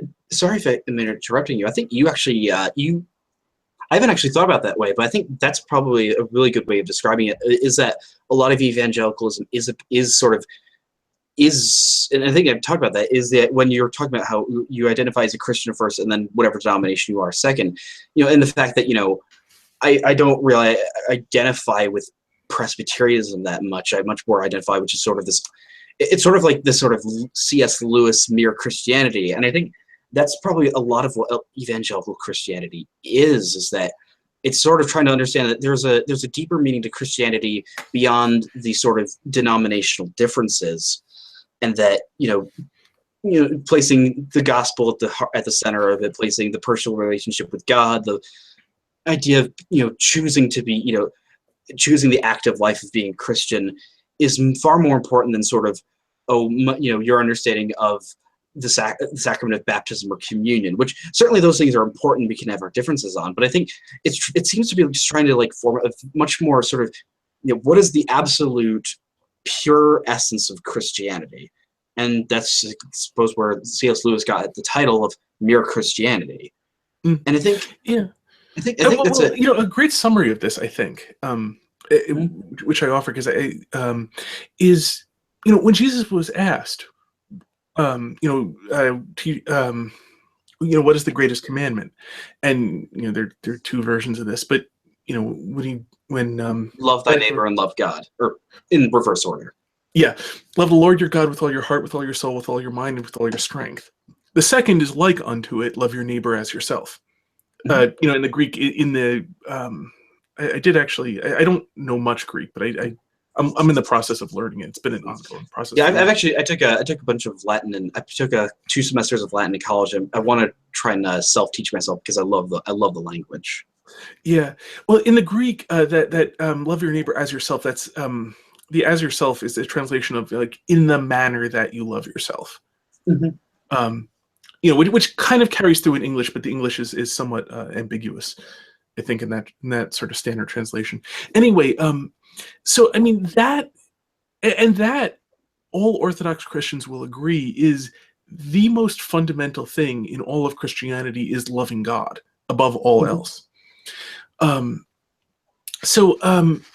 Which I mean, interestingly, is something that I think a lot of fundamentalists are actually very iffy on. They have a lot in common with certain strains of Islam, in particular the really. I think really excellent example of this is a guy by the name of Pastor Steven Anderson, where there's a small Christian channel I follow. He's not really fun. He's very I've talked to him via YouTube, not a live stream or anything, just through comments. And he certainly these Catholics can be Christians. He's sort of in that second category I gave, but he makes a lot of videos against. He made a bunch of videos against he made a video against. I admired him for this because he made a video against the guy who said you can be gay Christian, and this guy by the name of Pastor Steve Anderson, who he's definitely this sort of. Well, it's not even. It's a very. He's a fundamentalist in the sense that he actually believes that homosexuals should be punished with death because by explicitly following Old Testament laws, and just this guy, the YouTube channel is completely explicitly refuting this, and this guy is explicitly sort of rejecting that commandment that Jesus gave, which he is not loving others as he loves himself. If you're advocating that you kill other people. Yeah, I mean, you can. There are Christian arguments that can be made in favor of the death penalty. There's a Catholic philosopher by the name of Edward Fazer, who's I read a number of blog posts on this. He's got a forthcoming book on it. I myself am not in favor of the death penalty. I honestly, for me, I think not to get really into politics. I generally think I don't like it. I don't generally favor it. I think that perhaps in certain the most extreme cases, like a serial killer, like a mass murderer, a terrorist, maybe, but generally I don't think it's a really good idea. Yeah. Yeah, I mean, it's the thing is in general. In general, the Orthodox Catholic position against that is against the death penalty, and this is a subject in which Catholic there isn't an official position other than it is permissible, subject to the constraints of prudence. Now, the thing is, you'll find a lot of Catholics who hold that it is, especially in the modern world, pretty much universally imprudent. that circumstances are such that it is simply a bad idea upon practical grounds. That there are better ways of achieving justice and so on than the death penalty. But that being said, it is not inherently evil. It is not inherently impermissible. And so, but the reason I brought it up, because I don't want to drag us down that path, is just that there is a distinction between killing the guilty and killing the innocent. But again, too, and this is where no, of course, there's also another issue about the nature of the Mosaic Law and to whom the Mosaic Law applies, and it was, the Mosaic Law was pretty much explicitly not, does not apply to, non-Jewish Christians. Again, like that Dr. Michael Brown, he made a really good point, like his distinction about like when somebody, like he has like a good way, how you're supposed to respond to the people who say, generally it's also sort of atheists or people go, well, the Bible says love, so why can't you be okay with homosexuality? Well, first off, the argument I would just say is, well, okay, compassion and love is not the same as acceptance, and in a lot of cases such as this, they're kind of opposites. In this case, I love somebody who would identify as gay, and because of that, I don't want them to engage in that behavior because I believe it to be sinful, and it's not, in the end, it's not good for them. The better thing is to not engage in that. But the point he also brought up is that his argument, because he's a biblical scholar, so I actually do trust him on these things because he's studied this his entire life. He's a professor of Near Eastern languages, and he says that in the way the reason why you can distinguish between the Leviticus laws on, say, don't wear clothing made out of two materials versus homosexuality is wrong, is that when the Bible talks about the laws against sexual sin, that's that passage, that part in Leviticus comes right after it talks about sacrificing children to Moloch. So in that context, it's talking about the things that the pagan nations were doing that were indefensible and an abomination. So these were wrong for everyone to do. These are sort of universally wrong. Whereas certain laws, such as like dietary laws or stuff on like clothing, whatever, those are sort of more meant for the nation of Israel. Yeah, well, and this is where the Catholic concept of natural law becomes very useful. Because actually, one thing, if you look into it, the Catholic position on abortion, the Catholic, I think the Catechism, certainly popes have said it and so on, that the Catholic opposition to abortion is not theological in nature, but rather philosophical. It's based in natural law, that abortion is a violation of the natural law. For those who aren't familiar with it, I gave the example earlier when we were talking before we were talking on video of, like natural law is that law which comes out of our nature. So, for example, we are air breathers, and thus the natural law states that we should not submerge ourselves without scuba equipment for prolonged periods of time, or we will die. And in that sense, the penalty for submerging yourself in water without scuba equipment, etc., is death. That is the natural law because that's what we are. And if you cut yourself off from oxygen, you have no oxygen, therefore die. So natural law, is a trivial example, but it carries through in moral law because we are, for example, truth-telling things. We have rationality in order to come to correct conclusions. We have speech in order to communicate the truth. And so when we do things like lie, we are damaging ourselves because we are taking away from what we are meant to be, that is truth-tellers. I think the point of all this, I think what you said is the reason why it's good to, and I agree with you. I do agree with the idea of natural law generally. I just think I would still use sort of, when I think of what's the ultimate source of morality, it is of course God. But because God is the source of our nature. I think what we were talking about this on Twitter, is that the reason, one of the things that distinguishes Christianity's idea of morals apart from Islam's is because Islam is a sort of divine mandate that, well, why is it okay to kill the infidels? Well, because Allah said so, because the Prophet Muhammad said so. But, when in Christianity, when it says, why is homosexuality, why is that immoral? Well, certainly in the end, it is because it's God wills it's immoral, but there's a reason behind it. It goes against sort of natural law. It goes against what we were after. Goes against men and women, because the nature of the nature of men and women is to procreate, and to take part with God in to be God's active creation of new human beings. Mm-hmm. And it's actually an amazing, gift that some people are given to actually take part in the creation of new people. Mm-hmm. Well, yeah, and that's one of the things I kind of find. That's one of the things that really kind of in the pro-life, movement or the pro-life thing is I like the idea that there's the culture of death that we have. It's not just about abortion. It's it's also about sort of euthanasia and assisted suicide. It's also like I know he's a very sort of verbose character, but Gavin McInnes. But I really like when he uses the phrase against when he's yelling at women who don't want to get married. But he says, "You let your ovaries dry up," and I like that.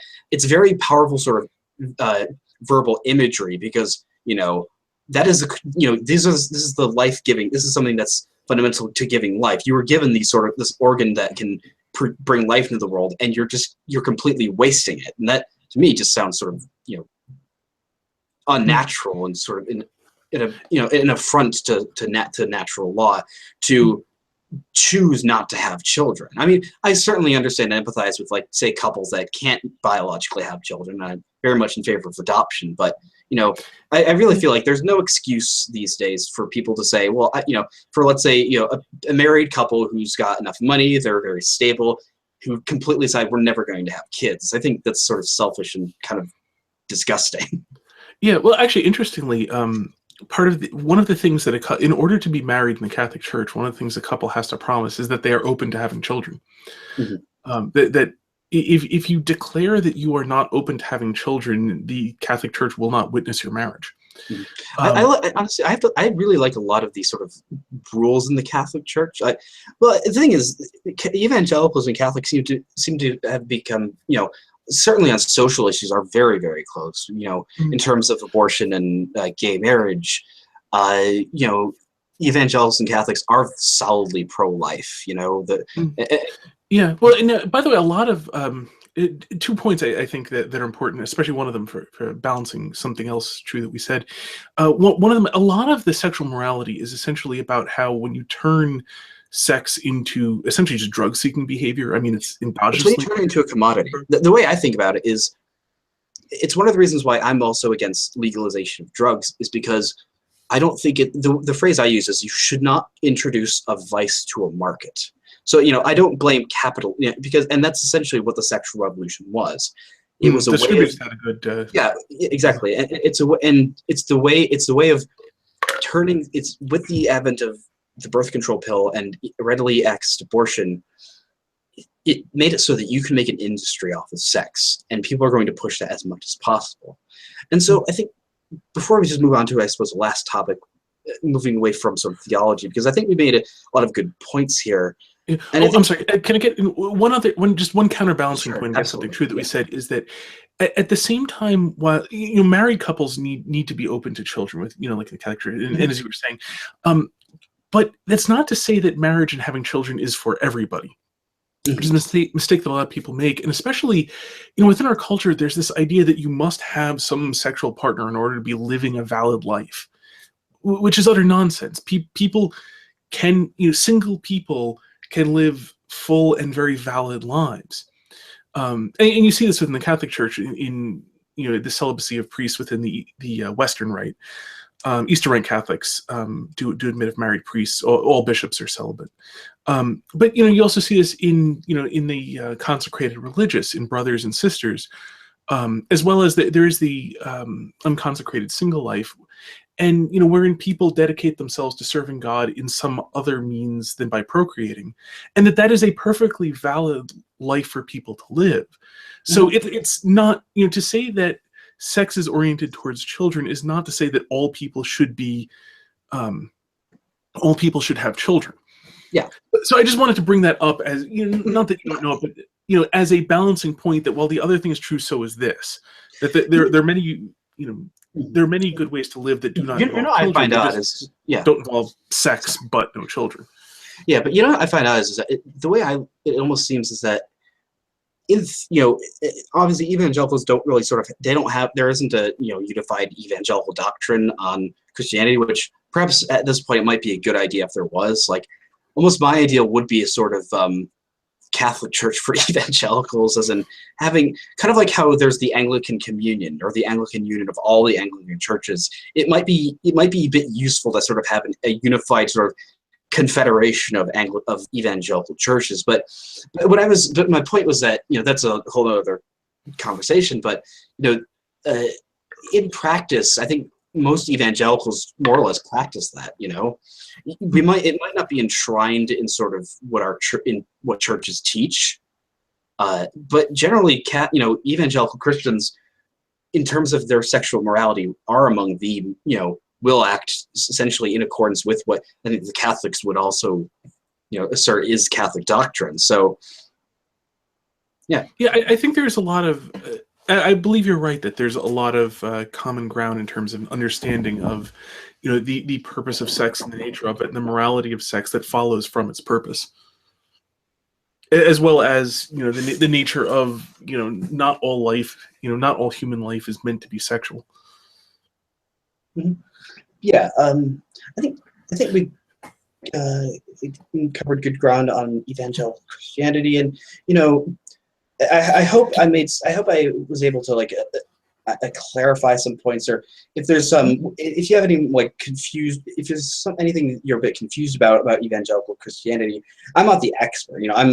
I can only speak for myself, but, you know, from what I've seen is that evangelical Christianity, it is a far more, it's like if it used to be the desert rain, and you sort of have if Catholicism is like a lake, is a very solid, very easily defined body of water, then right now it seems to be sort of like a marsh where, yes, it's somewhat sort of nebulous and vague as to what its borders are, but there is a definite sort of structure. There is a clear definition that it is something, that there is a marsh there instead of, you know, a plains or woods.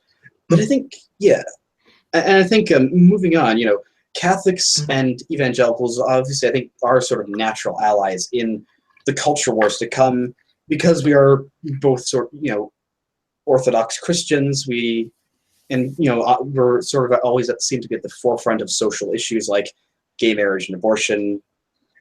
Yeah, and I think to move on to the last segment, I know it's a bit late, but, you know, because I really find, to be honest, like, I find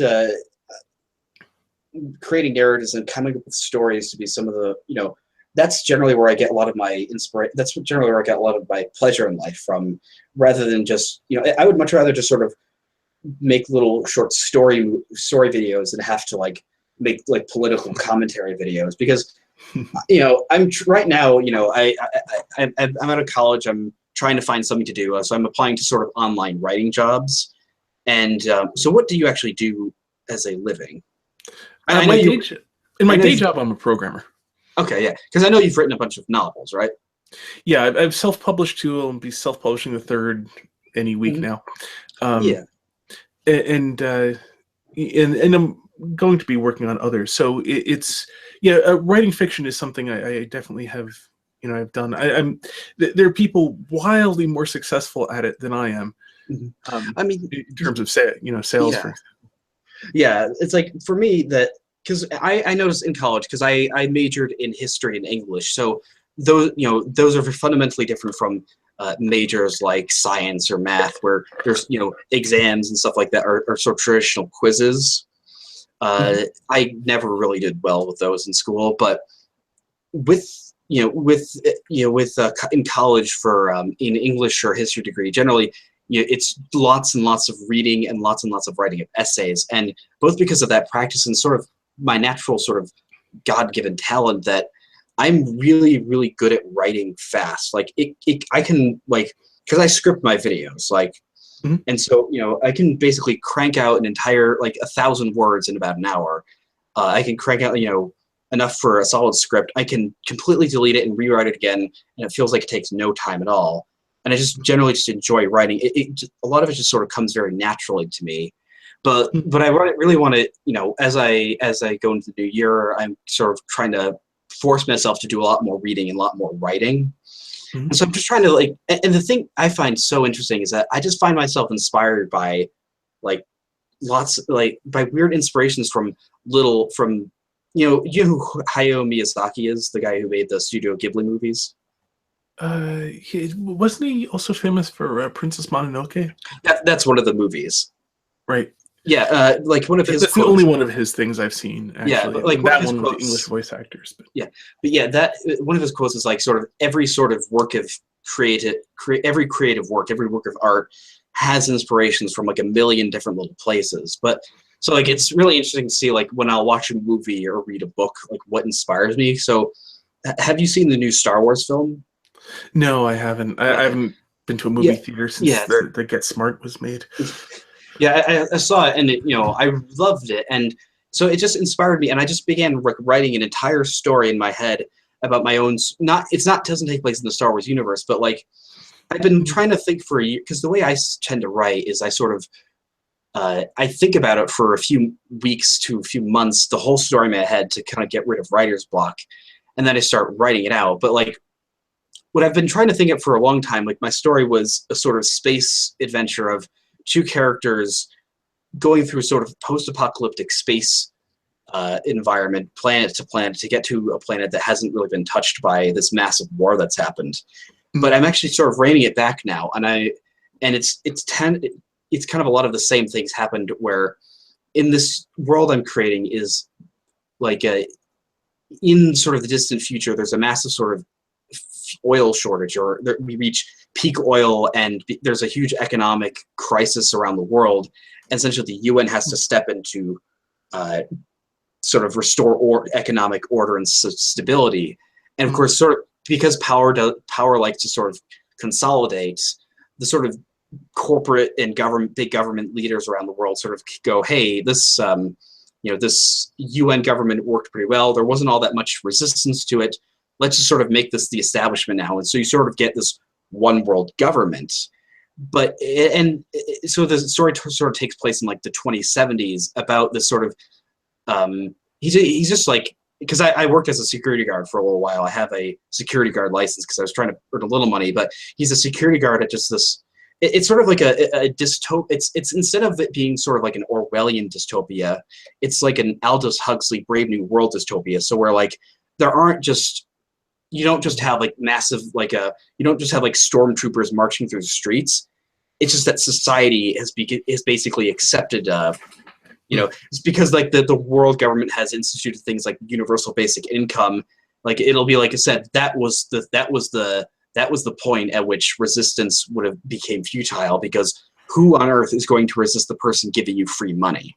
And so the main character sort of joins with this resistance movement against this whole world order, and it sort of ends in this sort of big battle uprising against them.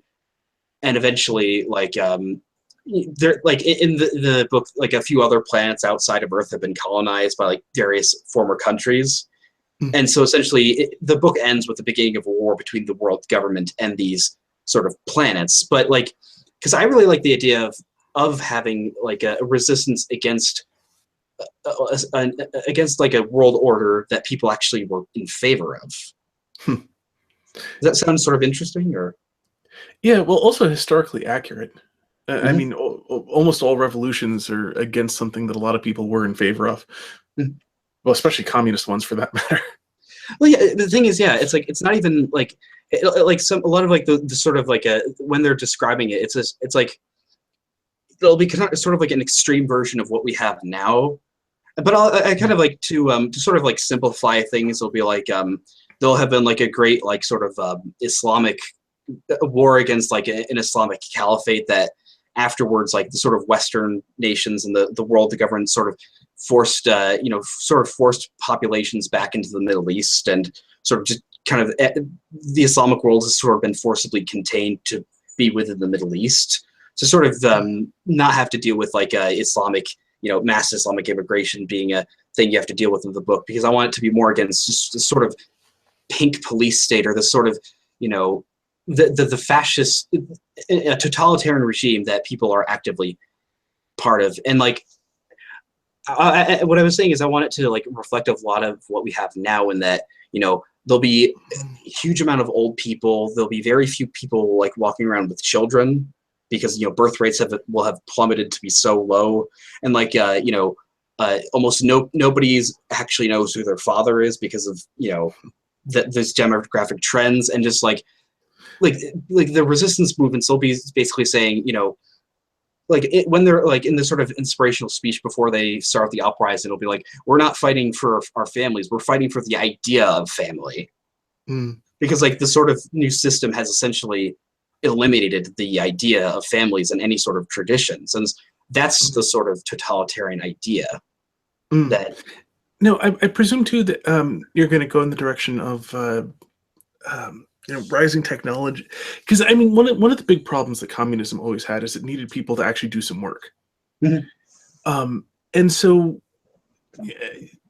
one of the things a lot of people have, I think, pointed to is that something vaguely analogous to communism probably be viable if you had sufficiently many robots of sufficient capability that people don't actually have to do any work, since you don't have to motivate the robots too much. But I think the way I'm gonna have like the sort of dystopia and part of it is that like because of like overpopulation in other parts of the world, and because of like massively increased consumption, it'll essentially be that like technological progress will have actually been slowed down substantially on Earth because because of the fact that, you know, there's lots of resource shortages, so that, you know, they're very limited in terms of like what they can build the robots to do. So that actually kind of forces people to still be working.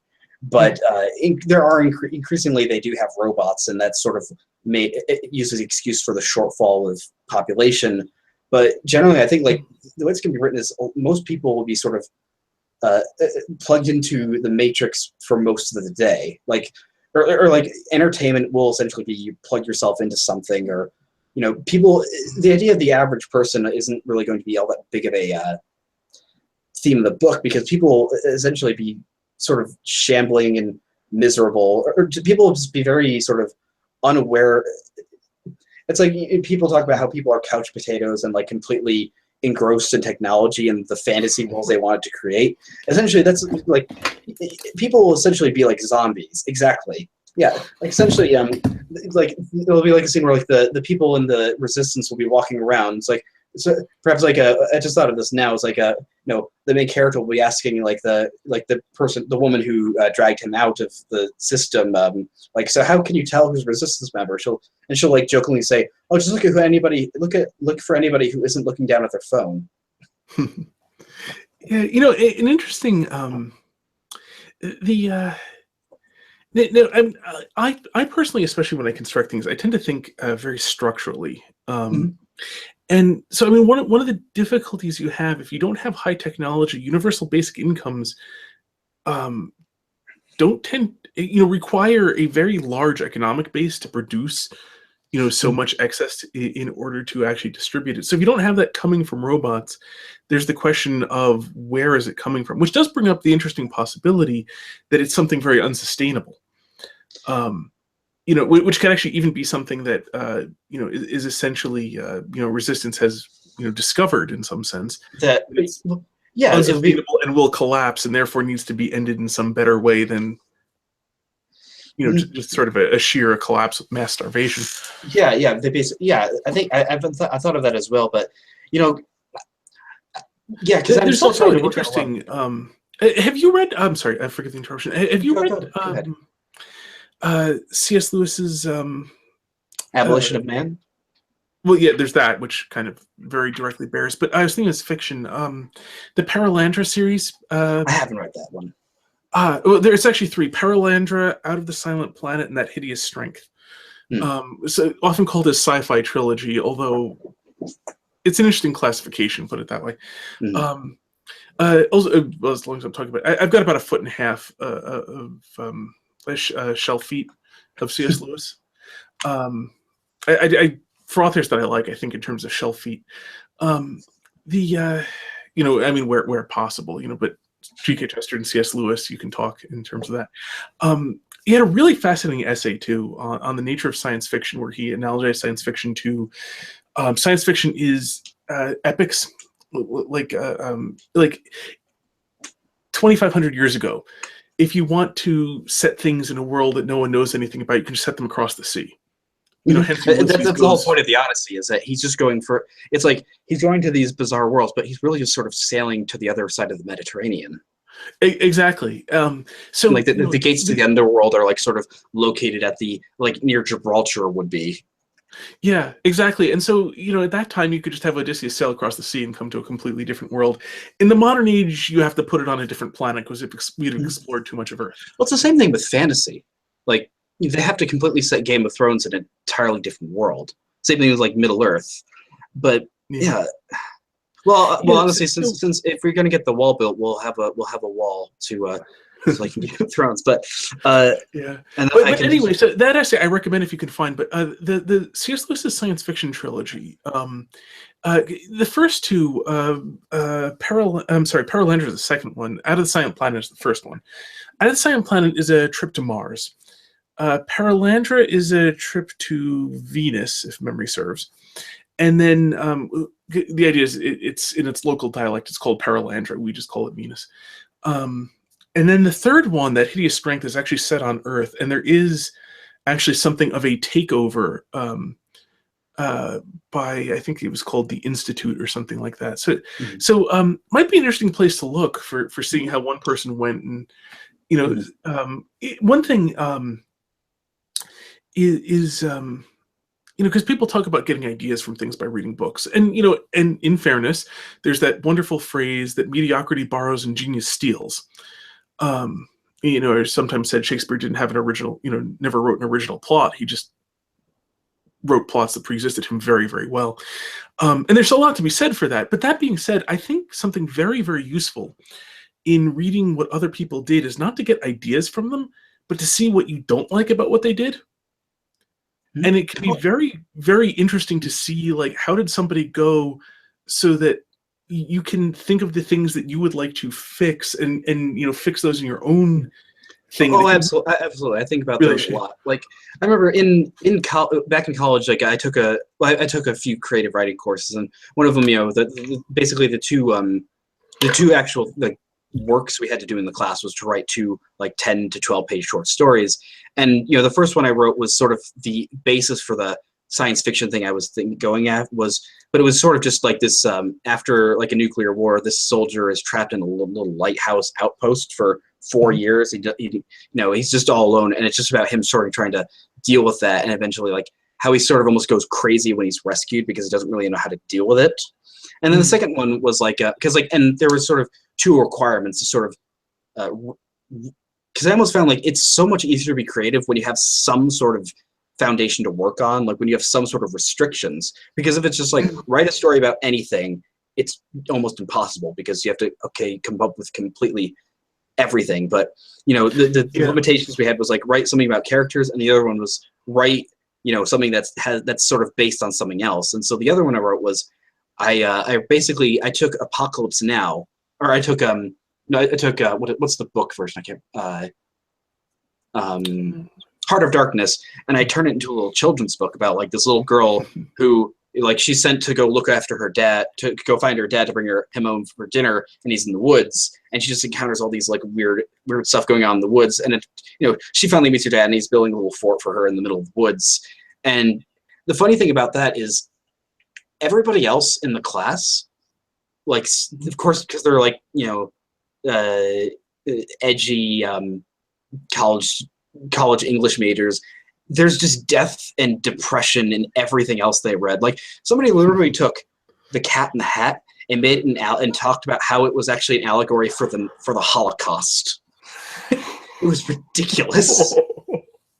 I was like, can't anybody just be happy for once? Yeah.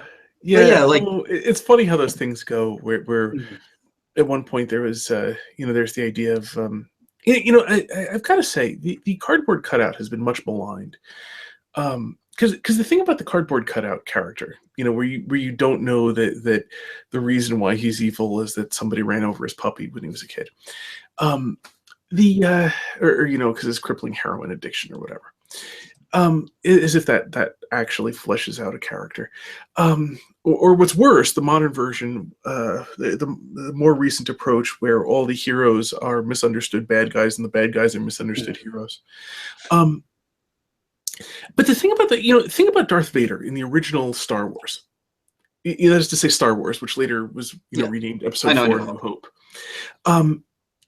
You know nothing about Darth Vader. You have no idea why he's doing what he's doing. In one sense, he doesn't have depth, but in another sense, this allows there to be a great depth to the character, at least in your imagination, precisely because depth has not been eliminated from him. Mm-hmm. So there's a lot to be said for characters where, and especially in short stories, I mean, novels you get more into, but even in novels, there's a lot to be said for characters that are mysteries. Yeah, it's like, the thing is, like, on Darth Vader this is one of the things that's really, not to give away anything, but in the new Star Wars movie, Darth Vader is in it for a few scenes, and he's back to basically what he was in A New Hope, which is you don't really know anything about him. He's just sort of the Emperor's, like, just iron fist that just, he's the one who goes into to ensure the Emperor's will. Like in the new one, he just, an Imperial officer is sort of whining to him because he wants credit for building the Death Star, and Vader just chokes him, and he doesn't kill him, but he just literally says, "Be careful not to choke on your ambitions," and just walks away. And then at the end, like, he's just like, he just sort of in the end of the scene, in one of the end part of the end of the movie, he just takes out his lightsaber and just starts murdering people with his lightsaber, and like. There's no reminiscence of him being upset about his wife dying and how he doesn't like sand, and this is the Darth Vader we liked. Well, we hate it, but but it's like, but you're saying about the characters, it's like people almost sort of like having more mystery, because then they can sort of fill in the gaps themselves. Like I really like when I read The Man Who Was Thursday, I was always fascinated by I'm not really so interested in Mr. Sunday as I am Lucian Gregory, because he's the sort of antagonist kind of asshole in the book, because he's the political opposite of Gabriel Syme. But like, you never really understand, why is he like this? Why is he an anarchist? Why is he what makes him this way? But he almost it's almost like it doesn't matter for this point of the story, but it's also, you can kind of figure out why yourself, and it feels more meaningful than if Chesterton had just written in this whole lengthy backstory of, this is exactly what happened to me through my life. That almost would have kind of compromised the character. But well, and this is the thing, because the simplistic story where there's the bad guy who's bad and the good guy who's good, is dismissed as being too easy. I've heard that phrase so incredibly many times. And the thing about it is that it's actually not easy. It's not easy at all. It is simple, but its simplicity is on the surface. The thing is, there is nothing that has been eliminated in terms of why the evil guy is doing what he is doing. And so, a child can appreciate this because you've got the simple black versus the simple white, but at the same time, to appreciate it on a different level, you need to do more work as a viewer, because it's also go and imagine the things in. But it's also the idea that having to have somebody who's absolutely sort of, he's the bad guy and this is the good guy. That I think perhaps one of the reasons why you don't really see that today, where everybody's sort of this tortured, twisted, mix of gray, whatever. They're a tortured dark hero or whatever, is because we've lost the idea. One of the biggest problem of the modern world is the idea of relativism. That we've lost the idea that there are things you can declare to be objectively good or objectively evil. Well, okay. There's one thing I want to small thing about relativism, which is that I have yet to encounter a relativist who was actually sincere. Oh, I have. Really? Because every relativist I've ever encountered who spouts relativism ceases to be relativistic the moment they encounter anything contradictory to what they actually care about. Well, there's somebody on YouTube who, like, his channel, he officially, he's an atheist, and he tries to assert that he believes morality is subjective, and he at least at least tries to abide by that by like going, well, I don't, like he debating against the sort of, this is what we're all talking about with the whole Hitchens two-step, where like there's a video The Amazing Atheist did, and like he literally at one point said, in one sentence he'll say morality is subjective. In the next sentence he will say God is a tyrant. Yeah. Well, okay, there's one other thing about subjective morality that I've encountered two completely different meanings to this. One of them is a very dumb one, but a not horribly wrong one, which is that people who say that morality is subjective mean that morality is contextual, in the sense that whether or not you plunge a sharp piece of metal into a person is not always wrong or always right, but depends on, what you're doing. Are you doing surgery to remove a tumor, or are you stabbing them to kill them? And they're not wrong. I mean, there isn't a universal rule, never put a sharp piece of metal into a person. It depends on what you're actually doing. But that's not what morality being relative means to anyone, really. So that's why I say this is dumb but not wrong. And I've encountered a surprising number of people who, when you push them on what do they mean by morality is relative, they mean that, like, relative to the circumstances, which would be better put as contextual. I've noticed is that basically the way I view the new atheists and classical liberals, well, I have like a video series I've started called Classical Illiberals, where I just show how basically anytime they talk about religion, these people who, like, my first one was like how after the election, all these sort of classical liberals like Sargon and whatnot will have, they'll have said stuff like, saying that Donald Trump is a racist, sexist, whatever, is hyperbolic, and dismiss it. And then as soon as he gets elected, they'll turn around with a straight face and say that the vice president wants to electrocute gay people. It's like, it's just because Mike Pence is religious, And it's like, and the thing is, like, when you listen to like how a lot of these like new atheists, even like the sort of the group of like British actors that would, people like Rowan Atkinson and Christopher Hitchens and all these people, they seem to just have utter contempt for the idea of freedom of religion. Like, it's something that they'll at most begrudgingly accept, but most of the time they'll think they'll think about it as some sort of conditional freedom that they're allowed to pick and choose what you can and can't believe. Oh yeah, well, Edward Fazer, I mentioned before, he has a great essay about how the only thing that classical liberalism tolerates is itself.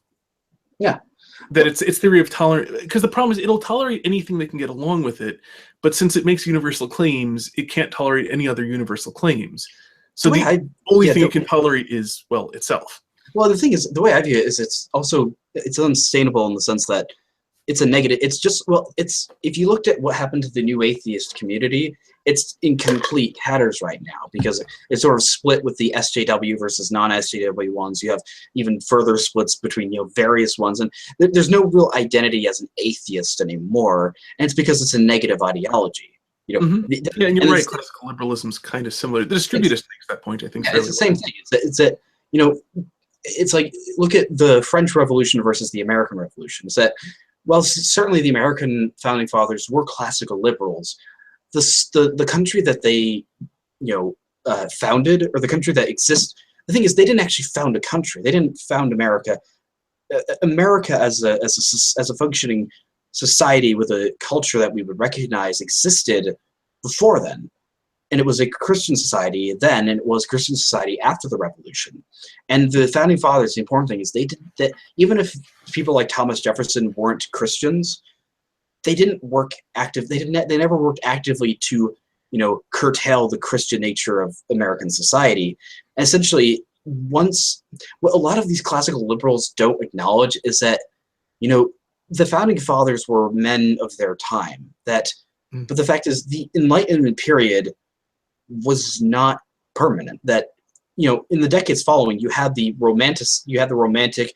idealism and romanticism following, and more or less America, Enlightenment and secularism, humanism, and deism sort of started to fade out from intellectual spaces in favor of traditional denominational Christianity, but they don't really want to acknowledge that people actually ended up rejecting, like the way my favorite Enlightenment thinker was Rousseau, because I like to call him the apostate, because at one point, like there's a story of how he was walking along and he was reading an essay, an advertisement for like an essay on like, and the question of the essay was like, has scientific progress or has rationalism made men less free than more free? And like Rousseau said, like it was basically like a religious conniption he had, where he basically had this idea that all this sort of rationalism was not going to sort of set men free,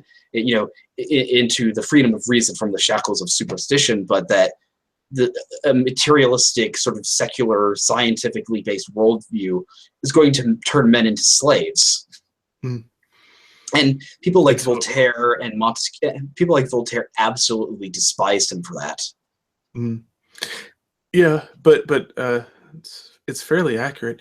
Actually, the liberal virtue, the classical liberal virtue of tolerance, interestingly, because there is a Christian virtue of tolerance, which is different in the origin. But the one thing that's really interesting, actually, that it was actually, there's an essay G.K. Chesterton had, which I know I've read in a copy of Gilbert magazine. I forget if it can be found elsewhere, but it was really fascinating when he talked about that the idea of tolerance that many people had originated from their essentially the practical tolerance possible between different denominations of Christianity, and that it doesn't matter so much whether you are a high church Anglican or a low church Anglican or a Methodist, or Lutheran, or something like that. Well, yeah, Methodist, especially because this was in England, so Methodist. Let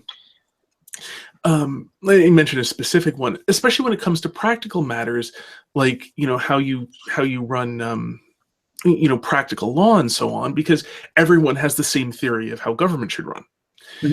At least on the basis of their religion and so on, and their philosophy and so on. They may differ in their practical politics, but everyone's got the same theory of the universe, basically.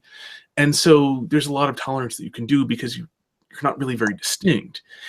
He said, but the thing is, this is having, this is not because people have a very, people considered themselves at the time very broad because they knew people from 3 or 4 different, denominations. He said, but this is actually, they only think this viable because they're so very narrow. If they had a broader experience of the world, they might come to understand that it's a very difficult argument to make to a Muslim that he should be tolerant of a Hindu. Because in fact, Islam has a special abhorrence of polytheism. It's also just the nature of Islam is that it is it's an explicitly political ideology as well as a religion. Oh yeah. It doesn't make the Edward Fraser again has a wonderful essay on this too, about how why is it that modern progressives seem so enamored of Islam when it seems almost the exact opposite of everything they hold dear? And he had an interesting point that essentially that Christianity has this split between the supernatural and the natural, that these are part of a seamless creation, but they are distinguishable from each other, and that the natural functions according to its nature, and that it's intertwined with the supernatural, but not but it is distinguishable. Islam and liberalism both don't have that distinction. Liberalism because it denies the supernatural, Islam basically because it denies the natural. There really isn't like a natural world that operates according to anything within, especially contemporary Islamic thought, that really assume does everything, and God's unknowable. Well, you can literally find videos and text by rat imams in Iran, basically asserting that the Earth is flat and that, or that women can't drive because because of they're proportioned differently, so their brains are they'll be doing pseudoscience, and that's. Then of course liberals seem trying to have the fallacy that something that I've observed is that this may be a huge case of, well, I think to finish my point on liberalism is that the way I view people like the classical liberals is that it's the biggest case in history of people who want their cake and want to eat it too, because they generally want a Christian society. They they enjoy the sort of norm. They enjoy Western society. They enjoy Western values. They just don't want the moral structure that upholds that. Well, it's parasitic. This is actually something I plan to do some videos on the nature of parasitic things. But I mean, a parasite is something that cannot support itself, you know, and lives off the structure of another. So you know, whether you're talking about parasites like tapeworms, or whether you're talking about like a plant-based parasitism like vines, where a vine will climb up something, climb up a tree that put all the effort into being woody and stiff, and and then the vine takes advantage of that, climbs up it, and gets nice and high where it can get out and see the sun, but doesn't have to spend any of the energy to actually have the rigid structure itself. And so this actually is something you saw with a lot of the demise of the Protestant denominations, was people who really liked the idea of everyone who gets together and there's a community and so on. That part's all great, but people have to get together for some reason. And they didn't really want to provide the reason part. They just wanted the get together part. And so they would preside over the demise of these things, basically taking advantage of the fact that people will come here, and hence you have your atheist pastors and so on, which in one sense makes sense. Have you heard about that? Is that like, are you talking about the case that's in Canada where a female minister, pastor in Canada is a described atheist, and she's still allowed to be a pastor of the church? Oh yeah, that's I wasn't actually so. talking about that one. That's just a recent amusing one. And this is something that's been going on. Whether or not they admit that they're atheists is a different matter. Been going on a lot earlier where they don't admit it. But so this is something, and it's related, I think, very directly to what you're saying, that these are people who essentially have a parasitic philosophy. It's not something you can live by, but it's something you can very much enjoy the decay of something else by. Well, yeah, that's the way I think that's actually a good way of viewing liberalism, where it's like liberal principles. The way Distributus sort of distinguishes them is that there's liberal principles that, like, the idea of freedom of religion, freedom of expression, freedom of speech, freedom of the press, you can have those in a Christian society and there's very clear evidence that in, let's say like, Victorian Britain or, America circa 1850 or something, they're clearly, America in the 1800s was a Christian country. The overwhelming majority of people were Christians. It was a Christian country. But you could still have these essentially liberal principles to restrain people, because you'd have a country that has a large amount of ideological diversity in it. And the thing is, the mistake that liberals are now is that liberalism can't really exist on its own as its own sort of ideology, because it's a negative idea. It's not. There's no. It's like I like Edmund Burke.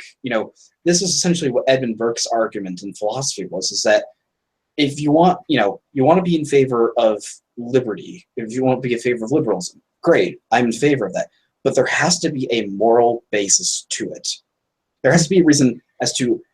It's like, for the liberals, they want to think that morality flows out of the central idea of individual liberty. The problem is that you get a sort of circular logic. Well, okay, what's the basis of having individual rights? Well, it's moral. Well, why is it moral? Because it serves individual rights. And essentially, you can do the same thing with sort of Marxism and progressivism, where you just replace liberty with equality. But with traditionalism, with sort of Christianity, with essentially philosophical conservatism, is that you start with morality. You start with going, we assert that these things are morally right and morally wrong.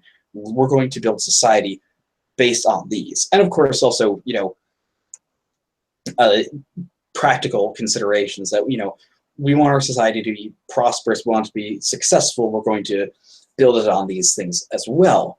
But yeah, and I think that's probably the way that's sort of how I fundamentally distinguish these sort of ideologies, that, the heart of liberalism is liberty, the heart of progressivism is equality, the heart of conservatism or traditionalism is morality. And only one of those actually works, because it doesn't work very well to say all men are not created equal, and by that you mean that all men are equal. Because I mean that's the problem. You take all men are created equal, and you kind of slip a not in, not, put parentheses around not created, and you get this odd all men are not endowed by their creator with certain inalienable rights, but they have them anyway. Yeah, because well, I mean, yeah, it's like, I've thought for a while that I don't tend to agree with the idea that certainly nowhere in the Bible or nowhere officially in Christian teaching has God said you have the right to do X, Y, and Z. But it makes sense within the idea of natural law that but I tend to view and as a more detail, all rights are derived within natural law. All rights are derived from responsibilities. Mm. That you have the responsibility to, for example, you have the responsibility to take care of your family. You therefore have the right to the things you need in order to fulfill that responsibility. Mm-hmm. So within natural law, all rights are derived from responsibilities. And this is why it actually works out and makes sense. That's where liberalism goes wrong. You've got free-floating rights with no responsibilities. I know this. And the thing is, this is what Ben McLean made the excellent point, is like when you confront the sort of classical liberals who want to argue that America was founded as a secular nation, the idea is that they're only looking at the Constitution. And the thing is, we can view is that the Constitution explains how our country is going to operate. But the Declaration of Independence is what asserts as to why our country is going to operate in the way it does. And if you read the Declaration, it explicitly says these rights, that we're endowed with these rights by God. Oh yeah. It's actually funny. Only looking at the Constitution is such a bizarre thing to do. There's actually a great biological analogy, where people love to focus on DNA. But the thing is, it turns out DNA by itself tells you nothing about what the organism is going to become. Well, what's funny about? I have an example. I was having a debate with an atheist. He was trying to argue that you could form some sort of moral objectivism, an objective morality without religion, without any sort of, without metaphysics. And he tried to argue that his basis of morality was evolution. And I thought, and immediately you could see the problems in this. Is that, okay, so you're fine then with killing disabled people.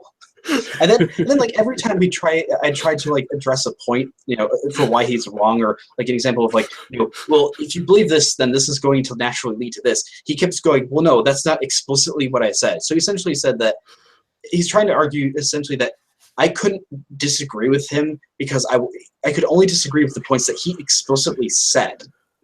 Yeah, that's a modern disease. It's the irrational, anti-rational nature of modern thought.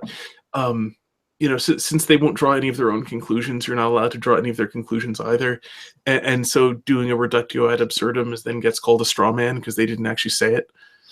That's why, again, I really like Ben McLean's making a series called he has a series called Not a Fallacy, where he addresses certain things like as not being fallacies, like the idea that appeal to authority isn't actually a fallacy. It's only a fallacy if the Christian does it. The atheist can do it all he wants, and that's one of the videos I really liked doing. I took like an interview debate between Bill Maher and Rick Santorum on when they were debating the issue of climate change, and by the end of it, Rick Santorum was citing scientists and Bill Maher was citing the Pope.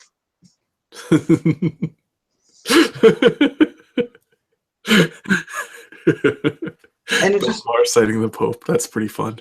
Yeah, it's basically doing it parasitically because because the Pope said something about climate change, and I think that's one thing. I imagine I know this sounds a bit cruel, but I imagine a lot of traditionalist Catholics probably can't wait for the Pope to sort of stop being Pope. He really seems to be doing it. The way I see him is that a lot of things he said, he took some of these things out of context, or he's very, very well intentioned. But the problem is that when he's like, it seems like first off his thing with the migrants and all that is it's complete unmitigated disaster because I especially love the gaffe he did where he says anybody who builds walls can't be a Christian. First off, nowhere in the Bible does say that. Well, actually, what he said was that somebody who concentrates only on building walls and not, not at all on building bridges, that would not be then Christian. the person he was criticizing, he can't even apply that to him because. Well, he actually said, I don't know anything about, I don't know anything about Donald Trump, but if all you do is build bridges and, if the only thing, I'm sorry, if the only thing you care about is building walls and have no concern for building bridges, that is not Christian. So he explicitly disclaimed that he knew, something. This is why, like, if you hear the Pope quoted, it's almost guaranteedly misquoted. It's a weird thing about popes. Something about, something about reporters and the Pope, they just, I don't know, they're allergic to quoting him, with context or something. But if you go and look up the original context, he actually explicitly disclaimed talking about Donald Trump.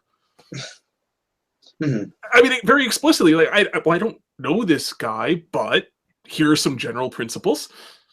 Yeah, but I mean, I don't even say what that. I get what it means, but yeah, And I mean, you will certainly find. I mean, God enjoined the Jews,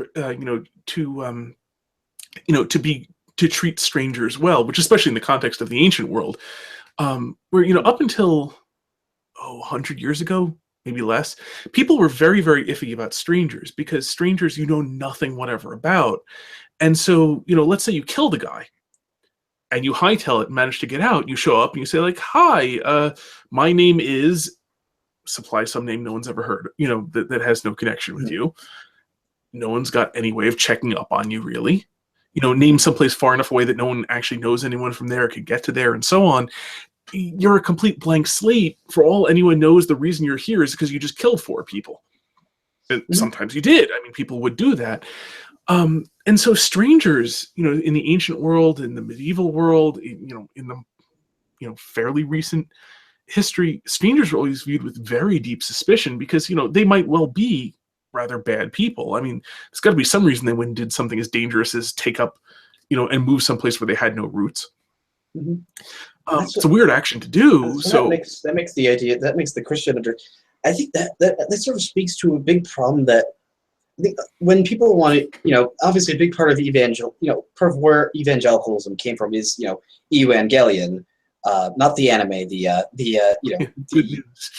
good news, the gospel, and it's that the way we spread the gospel now, we have to sort of approach it differently. Like when we want to, spread the word to other people, you have to think about it. You have to approach it differently than you did in past times. Like in the ancient world, it was, it was very, very easy. It was probably very easy to convince the ancient Greeks that there was this other God, because they believed in a giant pantheon of gods, and almost all Greeks, would have accepted the idea that there are, there is the supernatural. Virtually all of them would have believed it. Well, moreover, they also all believed. It was very common, especially among the more educated Greeks, to believe in some sort of higher power behind all of the other gods. Mm-hmm. Plato's concept of the good, Aristotle's idea of the prime mover. I mean, the idea of a god behind, the unknown god, a god behind all the other gods, was, not a foreign concept. And that's why I find it fairly jarring, because one of my favorite ancient writers is Cicero, where one of his quotes is actually, it's a very sort of Judeo-Christian statement of, next to God we are nothing, but to God we are everything. Mm-hmm. And anyways, so it was very, because you have the spot in you have the, I can't remember which book it is, but it's in, but when St. Paul is in Jerusalem and he points to the statue dedicated to an unknown God, and he's able to explain it, the actual supernatural aspect of Christianity was very easy to sort of convey to the ancient world, to the pagan world. The man who came back from the dead, not so much, but yeah. Yeah, but perhaps that. But my main point is that the supernatural was much easier to convey than I imagine the morality was. That the thing that would have been very hard to get them to understand would have been, don't hate your enemies, love your enemies, forgive those who hate you, or love those who hate you. A lot of the sort of ethical and Christian, but it's sort of the reverse now. It's the opposite now, where most people, because we're still in a lot of the sort of ashes of a Christian society, people will still, if you ask people what Christianity is about, the people who have no idea about anything about Christianity, they'll think that, it's about love, about loving others. And so sort of the idea, a lot of the sort of moral teachings of Christianity come across, we can convey very well. The problem is the supernatural aspects behind it. Yeah, C.S. Lewis, by the way, had a great metaphor that that the ancient world was somewhat in the position of Christianity was somewhat in the position of trying to woo a virgin, but in the modern world, though it's not Christian, it's more like dealing with a divorcee. Dealing with a divorce, yeah, someone who's been divorced. And I thought you were say it's trying to deal with like a prostitute or something. No. And if you've ever had any experience with people who have been divorced, in some sense they are single. And as Catholic, I'll say single because the Catholic Church kind of sides with if you divorce your wife and marry another, you're committing adultery. Well, the thing that confuses me about that is that, to be a bit personal, is my dad was married to a woman for less than a year, and then he divorced her and she was cheating on him. Then he met my mom, and they've been married for like 25, 26 years, happily married. But I honestly don't think I don't think he can be considered being an adulterer. Well, here's where another point the Catholic Church makes. You do have to have actually been married in order for this to apply. And marriage encompasses more than just a ceremony. You have to actually, both parties actually have to have a real intention with a lack of impediments to this. That's actually one reason why I mentioned, when I mentioned earlier about that you have to intend to try to procreate as part of marriage. So that if you do not intend to attempt to procreate as you were getting married, you are not actually marrying. Because actually, interestingly, the church holds that the sacrament of marriage is confected by the people marrying. The church only witnesses, like the priest or the deacon only witnesses the marriage. It is actually the man and woman who confect the sacrament of marriage. So the thing is, they both have to actually do it for that sacrament of marriage to happen. So, hence, what's called annulment, or more properly, obtaining a declaration of nullity, which is to say, obtaining a formal declaration that people were mistaken, there never was, in fact, a marriage that took place.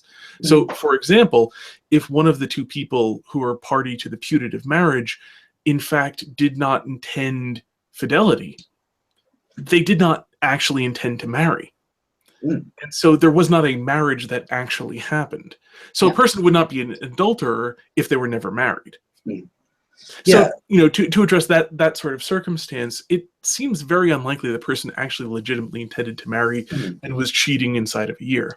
Not inherently impossible, but it seems very likely they did not actually intend fidelity. Honestly, because I'm a historian by heart and hopefully by trade in some form, I really want to start making further videos, making a podcast on addressing sort of historical narratives that people have gotten wrong. And one of the things I find always very fascinating is the idea of the Greco-Persian War with the Thermopylae in the 300. And I think I find it very interesting is that if you ask people during this time, if you explain to them sort of the way these societies would have been structured, where would you rather live, Persia or Sparta? I think universally people would have said, I'd much rather live in Persia. Because living in Sparta would have been like a living hell to me. It seems like, you're taken as a child, you're most likely going to die, or you're either a helot slave. It's like, but the narrative we get is that these proud Spartan warriors were defending Western civilization, democracy from this evil giant horde of Eastern barbarians. But the thing is that the fact is, in the Bible, the ancient Hebrews called Cyrus the Messiah. They called him a Messiah because he allowed them to return to their homeland. And the Persians were among relative to the other empires of the ancient world, were one of the most tolerant and sort of internally sort of nicer empires, to put it simply, that existed. Because the fact is, unlike almost every single other ancient society, slavery wasn't an institution in ancient Persia. There wasn't a slave class there. They didn't really have slavery, and they were renowned for being very tolerant. And of course, next to the to the Assyrians who they kicked out, of course they're going to look like absolute saints to the people that they would have essentially been liberators to them. And it's like the real story is that when King Xerxes burned Athens to the ground, he wept and immediately regretted it and ordered it rebuilt the next day. And like the idea of him being this despotic Eastern god king is kind of impossible, because the fact is, the ancient Persians were the ancient Persian kings were Zoroastrians, which is a sort of early, essentially Zoroastrianism. Very simply put, imagine if Muhammad was just a spiritual leader, not a political or military leader. And that's essentially how a lot of Zoroastrianism.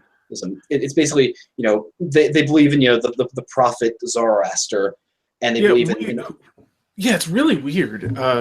Because he had his one mystic vision, and then like he had like his converts were like his brother-in-law and like one other guy for like 20 years, and then a king. Mm-hmm.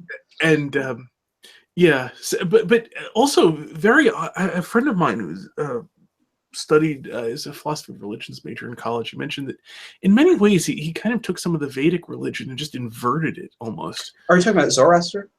Yeah, okay. Where where it was he kind of flipped the demons with the angels would be the wrong word for it. From some of the Vedic religions in terms of who were the good and who were the bad. But yeah, and then he came up with the war between Ahura Mazda and Ahriman. But in any event, a great deal gets wrong. And Persia, there's actually I read in translation one of the Athenian comedians who I just remember the phrasing. It was something like carrying crows and dead donkeys, Lethe and Sparta and the rest of hell. Mm-hmm. And or the Athenian who commented on the standard staple diet of Sparta, the black brew, which after tasting, he said, "I now understand why the Spartans are so willing to die." I mean, but having said that, Sparta in many ways was a hellhole, no question. And yet, there are elements in it you do need to respect.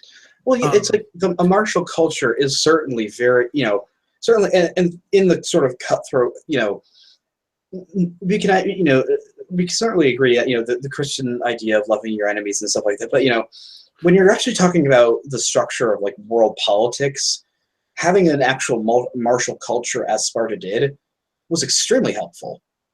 And, it was still.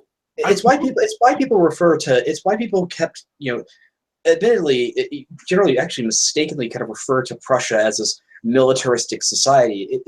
The reason why it had such a strong military and martial culture is because if you look at where it is, it's smack dab in between, it was located, just south of the Swedish Empire, just east of France, just north of the Austrian Empire, and just west of Poland, Lithuania. No wonder they had to, and if you look at like the sort of, and the thing is that people think about that the Prussians are sort of the descendants of the Teutonic Knights. The actual truth is that the beginning of Prussia was actually just the state of Brandenburg. It's the area around where Berlin is, and like that area, unlike being a very resource rich or having a lot of like minerals or like fertile soil, it's very sort of swampy, sandy area. So basically, they had to completely build their entire society from scratch and build things, and because they're surrounded by enemies, they sort of had to form this martial culture. And this is sort of leading into, because it's kind of getting late and we've been talking for a while, but I think we've had a really great conversation. It's been a pleasure talking to you. And the reason why is one of the most true statements I always hear is that history is written by the victors.